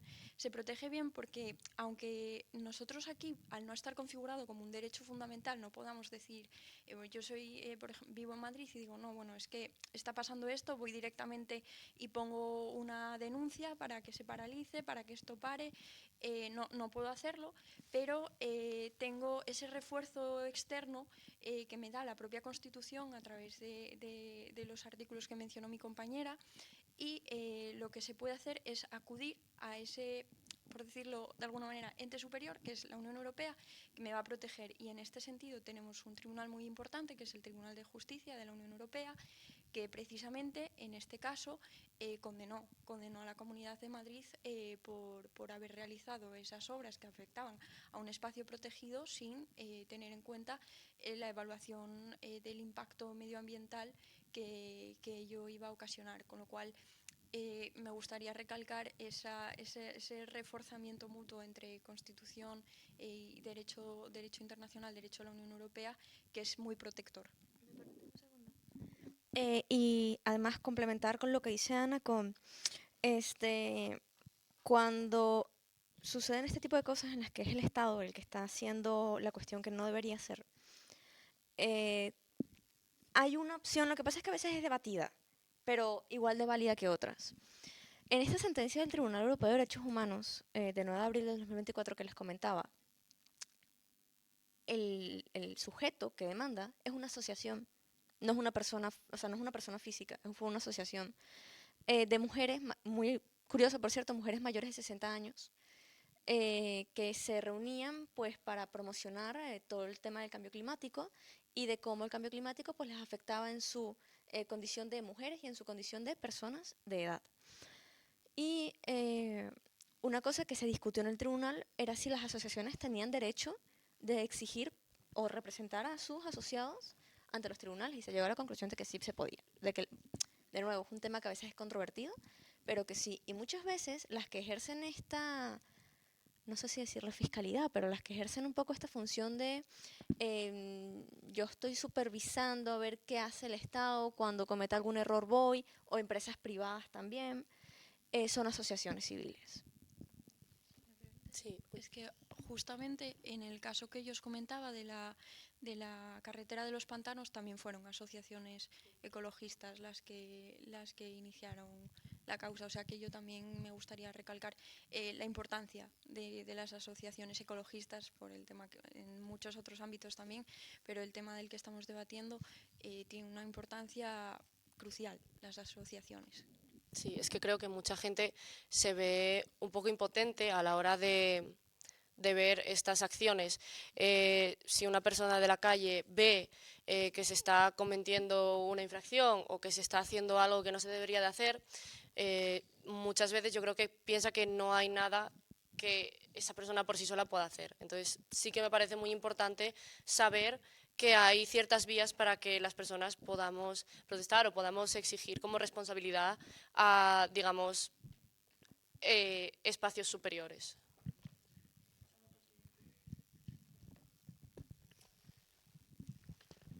Pues en relación con el impacto del medio ambiente y los sistemas, voy a hablar un poco sobre el impacto de la industria en Asturias y de la explotación de los recursos de los ecosistemas asturianos. Es muy importante destacar que esta explotación lo que da lugar es a emisiones de carbono, emisiones de CO2. Los bosques son muy importantes sumideros de carbono, lo que quiere decir que recogen ese carbono y lo almacenan para evitar que haya excesivo CO2 en el ambiente. Lo que se está haciendo ahora en Asturias es plantar muchos eucaliptos que son muy beneficiosos económicamente. El problema con esto es que los eucaliptos, sus plantaciones los están gestionando mal. Y el problema es que están desplazando a bosques autóctonos que son de aquí, que son robles, hayedos. Y también hay una cuestión que yo, por ejemplo, cuando vamos por el monte, no nos damos cuenta y vemos todo el rato eucaliptos. Y lo hemos normalizado, pero realmente el eucalipto no es un árbol que tenga que estar naturalmente aquí. Entonces hay que también promover un poco el decir, tenemos que fijarnos en que nuestros bosques antes eran robles, hayedos y ahora son todo eucaliptos. Que creo que está bien el beneficio económico, pero que hay que regular mucho porque creo que en este aspecto se está viendo solo desde el beneficio económico y no se está viendo todo el impacto que tiene todas las plantaciones de eucalipto que se están realizando aquí en Asturias. Bueno, yo creo que todos conocemos que el eucalipto es una especie invasora que está atacando el bosque cantábrico. Y simplemente, pues quería igual destacar que estamos hablando de un problema que se inició hace ya muchos años. Es un problema que sí se debería de controlar, pero yo creo que la sociedad ya está muy concienciada acerca de esta problemática y creo que ya el paso adelante que deberíamos de seguir sería del lado del derecho. El lado económico está claro, el eucalipto es un árbol que crece muy rápido, su madera es aprovechable. Asturias es uno de los sitios de España con mayor industria de madera.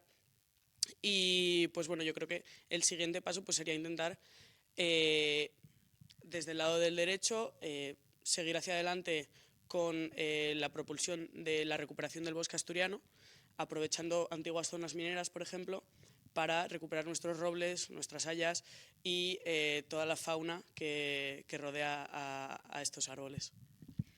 Yo estoy totalmente de acuerdo en eso. Sobre todo en esto yo creo que tienen gran importancia los ayuntamientos.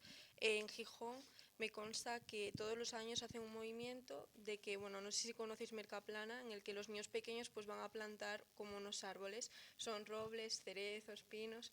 Y bueno, después esos árboles pues se trasplantan en una serie de montes que están bien ubicados, precisamente por lo que estabas comentando, de que donde nace eucalipto no van a nacer otro árbol. Entonces, pues bueno, esas iniciativas yo creo que deben de incentivarse porque me consta que en Gijón lo hacen, pero la verdad que no me consta en que algún otro ayuntamiento lo hagan. Y de alguna manera, pues hay que intentar proteger y decir ciertos espacios naturales, pues aquí no se pueden plantar eucaliptos porque ya hay muchos. Y a partir de aquí, pues tenemos que intentar un poco como volver a lo que era Asturias antes con nuestros castaños, los robles, los pinos, etcétera. Sí, totalmente de acuerdo.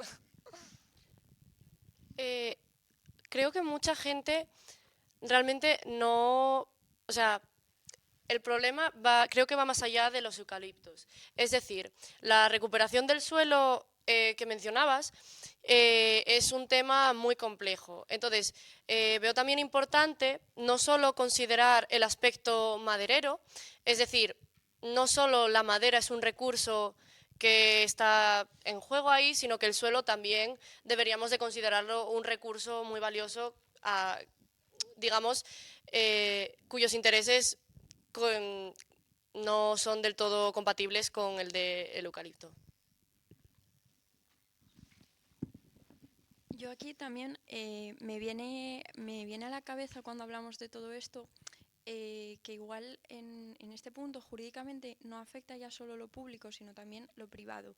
Si nos ponemos a reflexionar en zonas típicas asturianas, en grandes empresas que todos conocemos, que están rodeadas de patrimonio natural, que hace 30 años ese patrimonio natural estaba lleno de casas familiares, vivía gente y esas casas rodeaban las fábricas. Si vamos a día de hoy, probablemente esas casas están vendidas, esas casas no pertenecen a las familias, esas casas pertenecen a las empresas.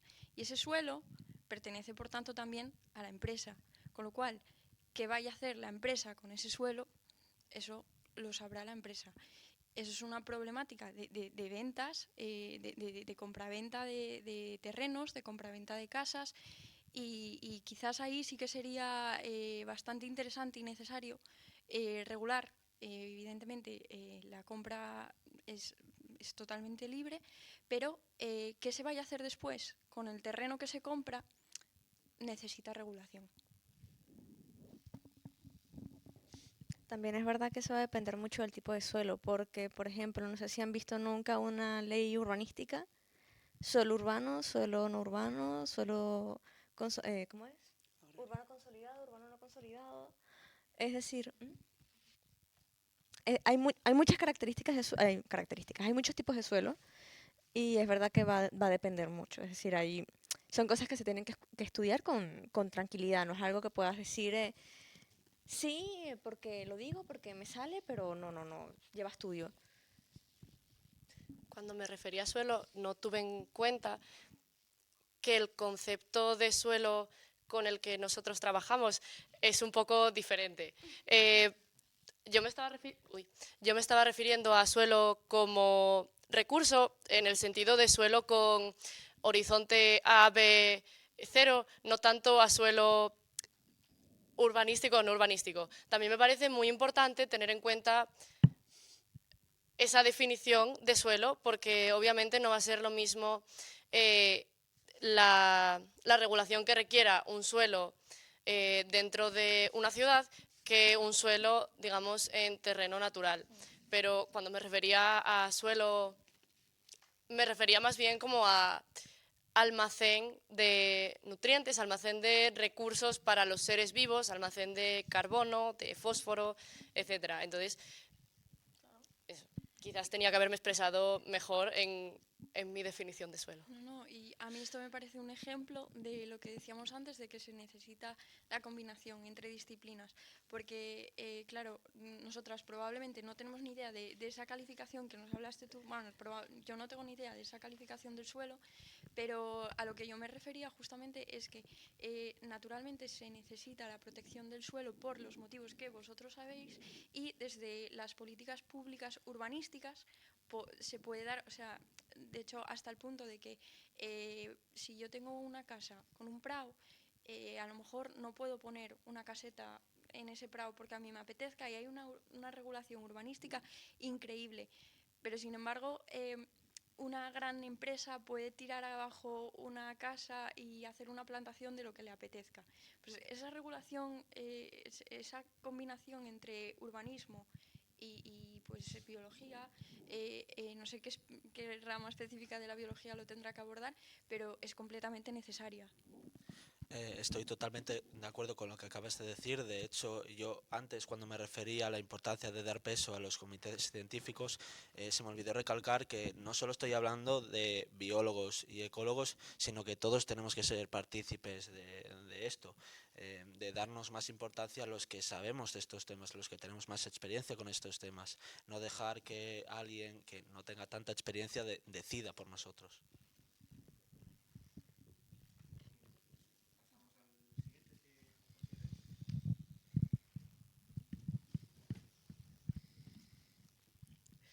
Bueno, yo el tema que voy a presentar, yo creo que es un poco irónico. Justamente ayer España sufría el mayor apagón de toda su historia, y yo vengo a hablar del autoconsumo frente a la gran distribución eléctrica. En primer lugar, creo que es necesario mencionar la importancia del camino sostenible, el camino hacia una electrificación no dependiente de combustibles y no dependiente de altas emisiones. Hay muchos caminos para llegar a esto, y nosotros venimos aquí a evaluar si quizás estamos o no siguiendo el mejor camino. España es uno de los países que tiene un mayor porcentaje de energía proveniente de fuentes verdes, digamos. Hay mucha energía hidráulica, hay mucha energía solar, ahora está habiendo mucha energía eólica, pero la pregunta es ¿a qué coste? Sin tener en cuenta todas estas fuentes de extracción energéticas, el mantenimiento de una red hidroeléctrica de 600.000 kilómetros, que es la red eléctrica española, lleva un gasto ambiental de destrucción de suelo y de ecosistemas, y un gasto también de infraestructura de aproximadamente unos 8.000 millones de euros. Que son 8.000 millones de euros que sí, que no son 8.000 millones de euros gastados en crear esa red, pero son 8.000 millones de euros que repercuten en el bienestar de la sociedad. Y reitero, todo esto sin tener en cuenta la problemática que causa los grandes parques eólicos creados mediante la expropiación de terreno ilegítima, la creación de grandes parques solares que ahora resulta que pueden ser o no ser viables después de su construcción. Y entonces yo creo que deberíamos de intentar abrir nuestra visión, movernos hacia otras alternativas como la que podría ser el autoconsumo. Es evidente que estamos en España, que es un sitio que propicia el aprovechamiento de los recursos naturales para la creación de energía. Grandes zonas de todo Castilla-La Mancha tienen miles de horas de sol al año, y yo creo que eso lo deberíamos de aprovechar, pero también tenemos que tener en cuenta la distribución poblacional que tenemos en España. Toda esta zona que estábamos hablando, que el sol nos podría ser una gran fuente de energía eléctrica, es la España despoblada.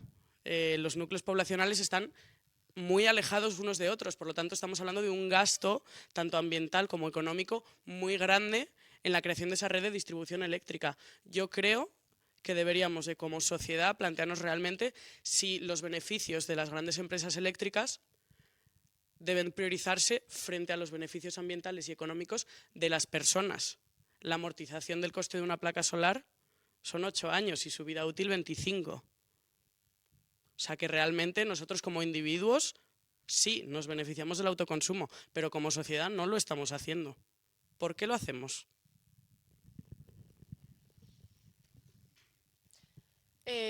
Me gustaría incidir sobre lo que comentaste al principio.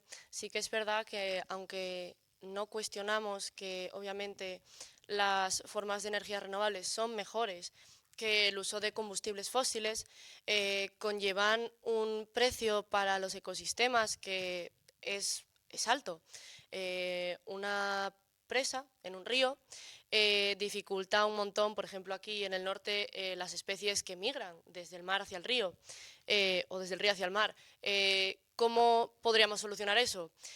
Pues yo estoy de acuerdo en que la opción más viable es, como tú decías, abrir los ojos, pensar en alternativas que nos permitan mantener tanto que sean viables económicamente, quiero decir, que no cuesten millonadas, pero que a la vez nos permitan mantener los ecosistemas en un buen estado.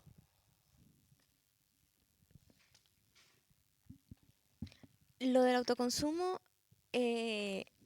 creo yo que no solamente lo podríamos situar en la parte energética, sino también podríamos extrapolarlo a cualquier cosa. Porque en realidad también es, aunque sea de forma indirecta, una forma de frenar mucho el consumismo. Porque al final, cuando tú regulas qué es lo que estás consumiendo, te das cuenta de qué necesitas, de por qué lo necesitas y para qué lo necesitas. Y además, cuáles son las alternativas a ello, que de repente pueden ser incluso mejores que lo que tenías en mente en principio y no te habías dado cuenta. Entonces el autoconsumo siento que es algo que deberíamos propiciar porque le vendría muy bien a la gente en general, tanto para ser más conscientes de qué es lo que está consumiendo como beneficio indirecto, como para beneficio directo, de verdad que te salga más rentable económicamente y medioambientalmente el consumo de cualquier elemento, básicamente. Estoy de acuerdo, era una de las medidas que proponíamos para aplicar a nivel local en cuestión de cambio climático. Cuando una persona está consumiendo y, digamos, es algo que es propiciado por el sistema que nos regula hoy en día. Este autoconsumo, este ser más consciente de lo que se usa, sería un gran paso hacia no contaminar tanto, no tirar tanta comida, no desperdiciar energía. Entonces, me parece un muy buen punto a destacar. Y además, también estoy de acuerdo con lo que dijiste, de que había que tener en cuenta la situación geográfica en el tema de la energía. Es decir, la idea de los paneles solares me parece que, por ejemplo, aquí en Asturias, que no contamos con tantas horas de sol, no sería tan viable como en Castilla. Y aunque aquí, digamos que nuestro territorio es más pequeño que el de Castilla y, por tanto, quizás habría que gastar menos en infraestructura, realmente no lo veo muy viable. Entonces, es verdad que hay que tener muy en cuenta la situación de cada territorio y climatológico, digamos, de los recursos que tenemos en cada zona para poder aprovecharlos de una manera más eficiente.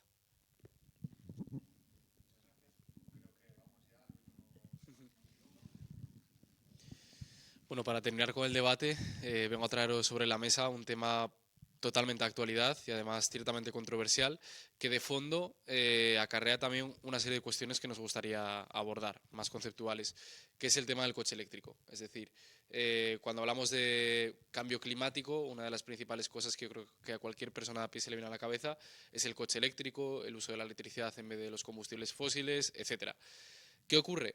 Que yo creo que todos tenemos súper claro después de este debate que la ley ha de apoyar la protección del medio ambiente, lo habéis reivindicado y yo creo que estamos todos de acuerdo, pero creemos que a veces hay una antesala a la ley, bueno, a veces no siempre tiene que haber una antesala a la ley, de análisis, de diálogo, de conversación técnica, que, por ejemplo, con el coche eléctrico sentimos que no ha habido.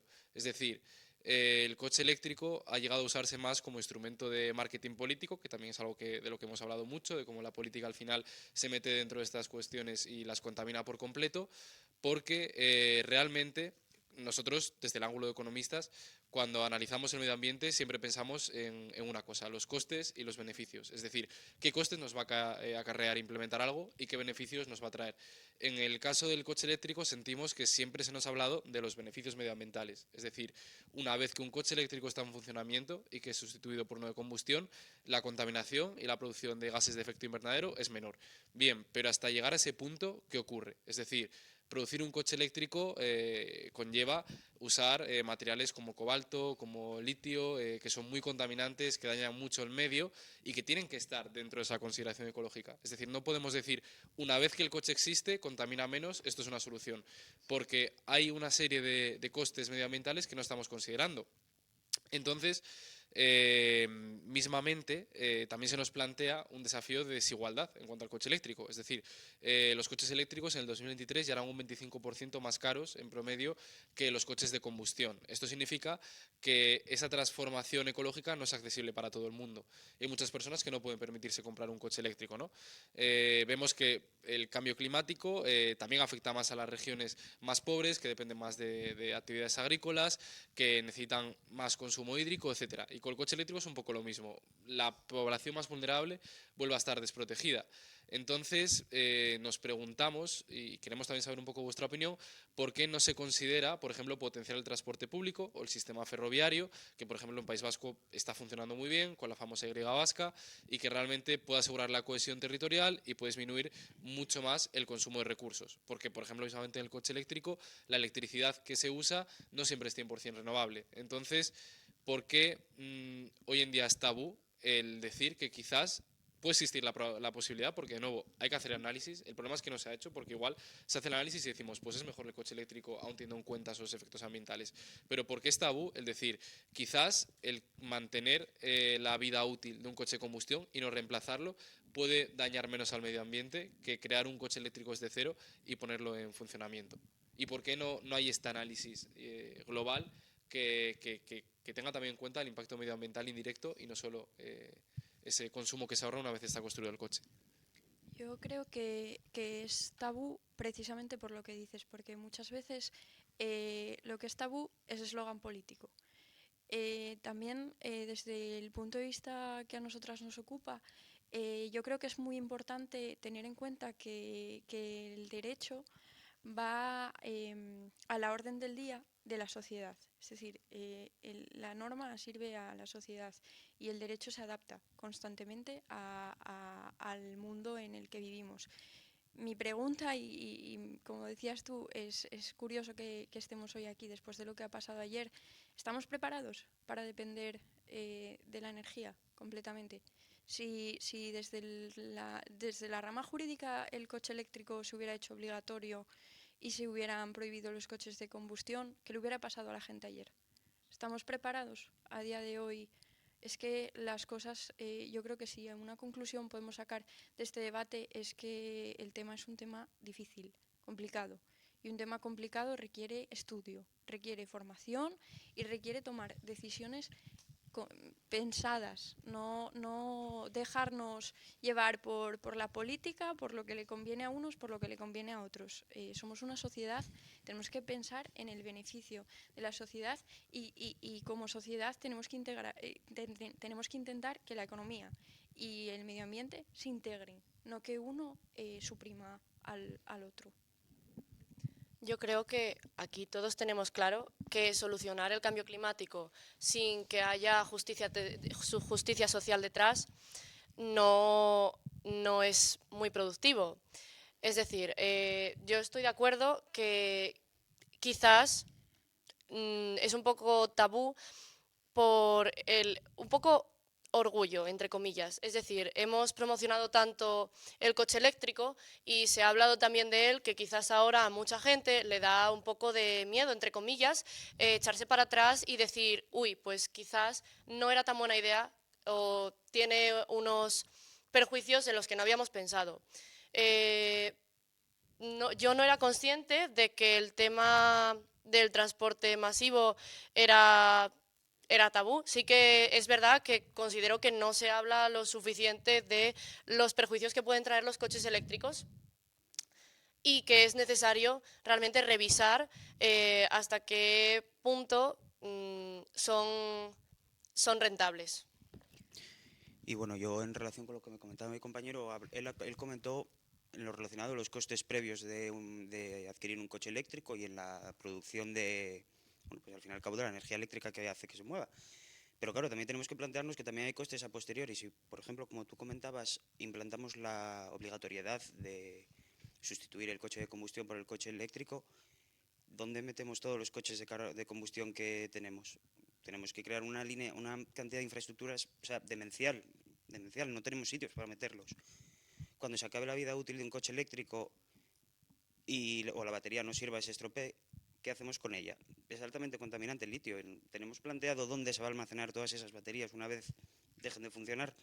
Claro, es que tenemos que tener en cuenta un montón de factores de todos los ámbitos posibles a la hora de plantearnos la obligatoriedad de sustituir una por otra. O sea, yo creo que tiene que ser un cambio progresivo y que la obsolescencia de estos coches de combustión se dé, no se imponga, bajo mi opinión. Yo creo que, bueno, estoy totalmente de acuerdo. Además, yo creo que los informes previos son muy importantes porque, por lo que me consta, esos minerales son muy difíciles de extraer. ¿Cómo es posible que estéis vendiendo la moto de todos coche eléctrico? ¿De verdad va a ser posible que todos tengamos un coche eléctrico con lo difícil y el coste que conlleva extraer pues, los minerales que necesitan las baterías? Y otra cosa que ahora mismo está también, que lo veo bastante en las noticias, el tema de los accidentes. Cuando hay un accidente con un coche eléctrico y empiezan los incendios, apagar eso es muy complicado y eso puede llevar un daño colateral tanto al medio ambiente, que choque con otro coche y entonces el otro coche también empiece a arder, muy grave. Y yo creo que ahora hay como una mentalidad por parte de la sociedad, no toda evidentemente, pero como que miran el transporte público de una manera despectiva. No, porque es que Renfe, no, el bus que va, no, yo voy en coche. Pues no, yo creo que lo contrario. Vale, que es verdad que a veces hay atrasos y eso, vale, bueno, estamos contaminando menos y al final pues no estamos gastando tampoco ni en gasolina ni en coches eléctricos, porque esa otra, vale, todos coches eléctricos, ¿todo el mundo tiene 40.000 euros, 30.000 euros para gastarse en un coche? No, evidentemente no. Entonces yo creo que también hay que intentar como volver un poco a al transporte público, a cambiar un poco la mentalidad, sobre todo yo creo entre la gente joven, ¿no? De lo típico de no, cumplo los 18, buah, el coche, no voy a usar más autobús. Pues no, yo creo que tiene que ser un poco más a la inversa.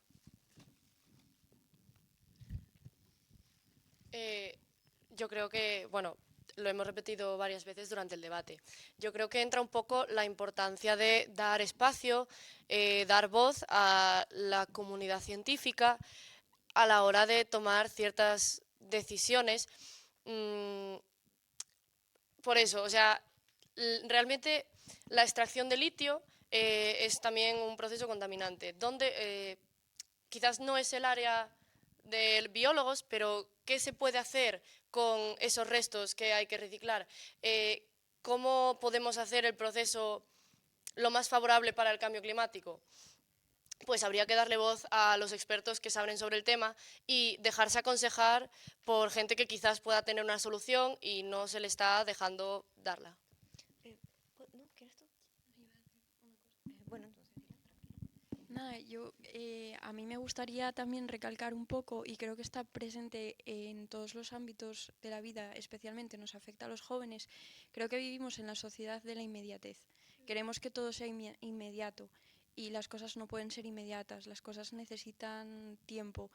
Y yo creo que esto lo veo sobre todo en el derecho, porque precisamente los errores se toman porque, o sea, hay errores porque las decisiones se toman muy rápido y son decisiones de, esta decisión convence a más gente, pues se toma ya y no voy a pensar por ejemplo, en estas consecuencias, ¿no? De qué pasa cuando el coche eléctrico deje de funcionar, dónde vamos a meter el coche eléctrico. Un poco, me gustaría eso, apelar un poco a que quizás deberíamos replantearnos la rapidez con la que queremos tener las cosas. Un poco que estamos expuestos constantemente a estímulos y no nos estamos dando cuenta de que no podemos depender únicamente de estímulos, o sea, que el raciocinio tiene que pesar más que la ventaja inmediata que podamos obtener de las cosas.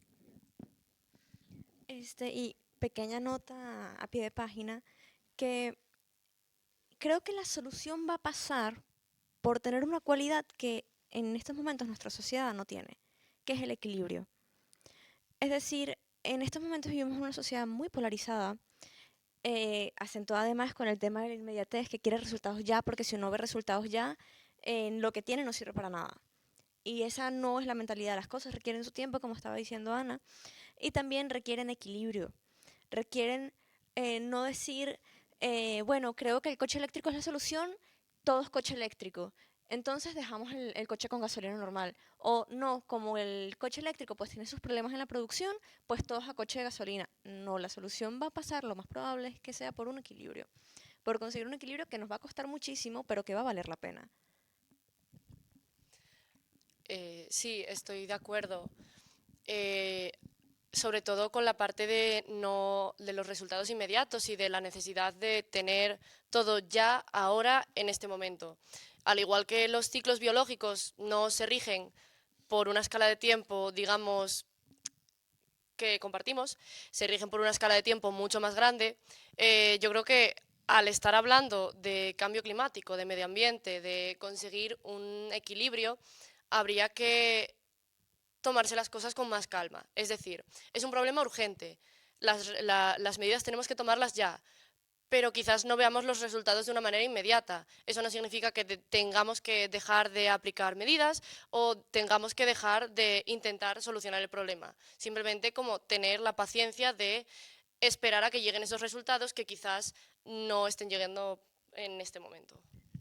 Yo creo que también, volviendo un poco a lo que comentaste, de apreciar, digamos, que lo que tenemos, sí que estoy de acuerdo que podría ser peor la situación del transporte público, pero creo que tiene un área de mejora grandísimo y creo que también nosotros tenemos que acostumbrarnos a exigir a los poderes públicos que hagan bien su trabajo, porque debemos exigir una mejor red de transporte público, porque podemos tenerla, es decir, es viable y hay información sobre cómo podría beneficiarnos, cómo podría beneficiar al medio ambiente, cómo podríamos estar en puntos de Asturias en media hora en tren, cuando ahora tenemos que comernos una hora de coche y aguantar atascos y cuellos de botella y demás. Hay 100.000 desplazamientos diarios ya solo entre Gijón y Oviedo todos los días.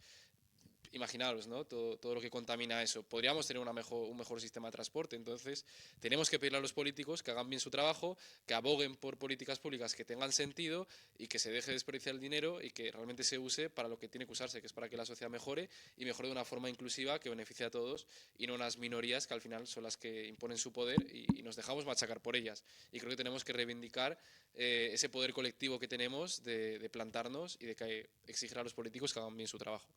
Estoy de acuerdo con eso y permíteme añadirle dos cosas más. Exigirle al Estado que haga bien su trabajo, exigirle a la empresa privada que haga bien su trabajo y exigirle al ciudadano, nosotros, que hagamos bien nuestro trabajo. Porque la sociedad tiene muchos individuos, es sociedad porque tiene individuos, no porque es uno único, valga redundancia. Y todos aquí estamos en el mismo barco y todos tenemos que colaborar y exigirnos entre todos nuestros derechos y nuestros deberes. Porque solamente así como de verdad funciona el sistema. Porque esto no se trata de solo pedir, se trata de también dar. Y un poco un trabajo también de autorreflexión. Al igual que las empresas y el Estado y los individuos tienen que hacer bien su trabajo, los científicos y la comunidad científica debería de comprometerse a hacer bien su trabajo.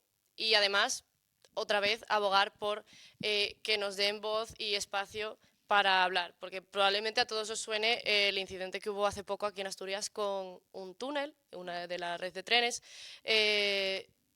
Yo creo que probablemente si todas las partes hubieran colaborado y se hubieran hecho los análisis correctamente, se hubiera hecho caso de esos análisis correctamente, no se hubiera desperdiciado una cantidad de recursos tan grande y habríamos tenido el resultado más favorable. A mí para acabar me gustaría acabar bueno, pues con lo que veníamos diciendo, ¿no? Que yo desde mi ámbito lo relaciono con el concepto de la dignidad, que es un concepto ambiguo que está reconocido en el artículo 10 de la Constitución española, que como sociedad luchemos por esa dignidad que no es que nos merezcamos, es que tenemos, y que al final yo creo que la Constitución empieza por lo más importante, que son los valores superiores del ordenamiento jurídico, que son la libertad, la justicia, la igualdad y el pluralismo político. Yo creo que todos los que estamos hoy aquí es lo que estamos persiguiendo y lo que estamos reclamando, que se cumpla lo que tenemos. Si les parece bien, cerramos con un aplauso porque me gustó esa conclusión. Sí.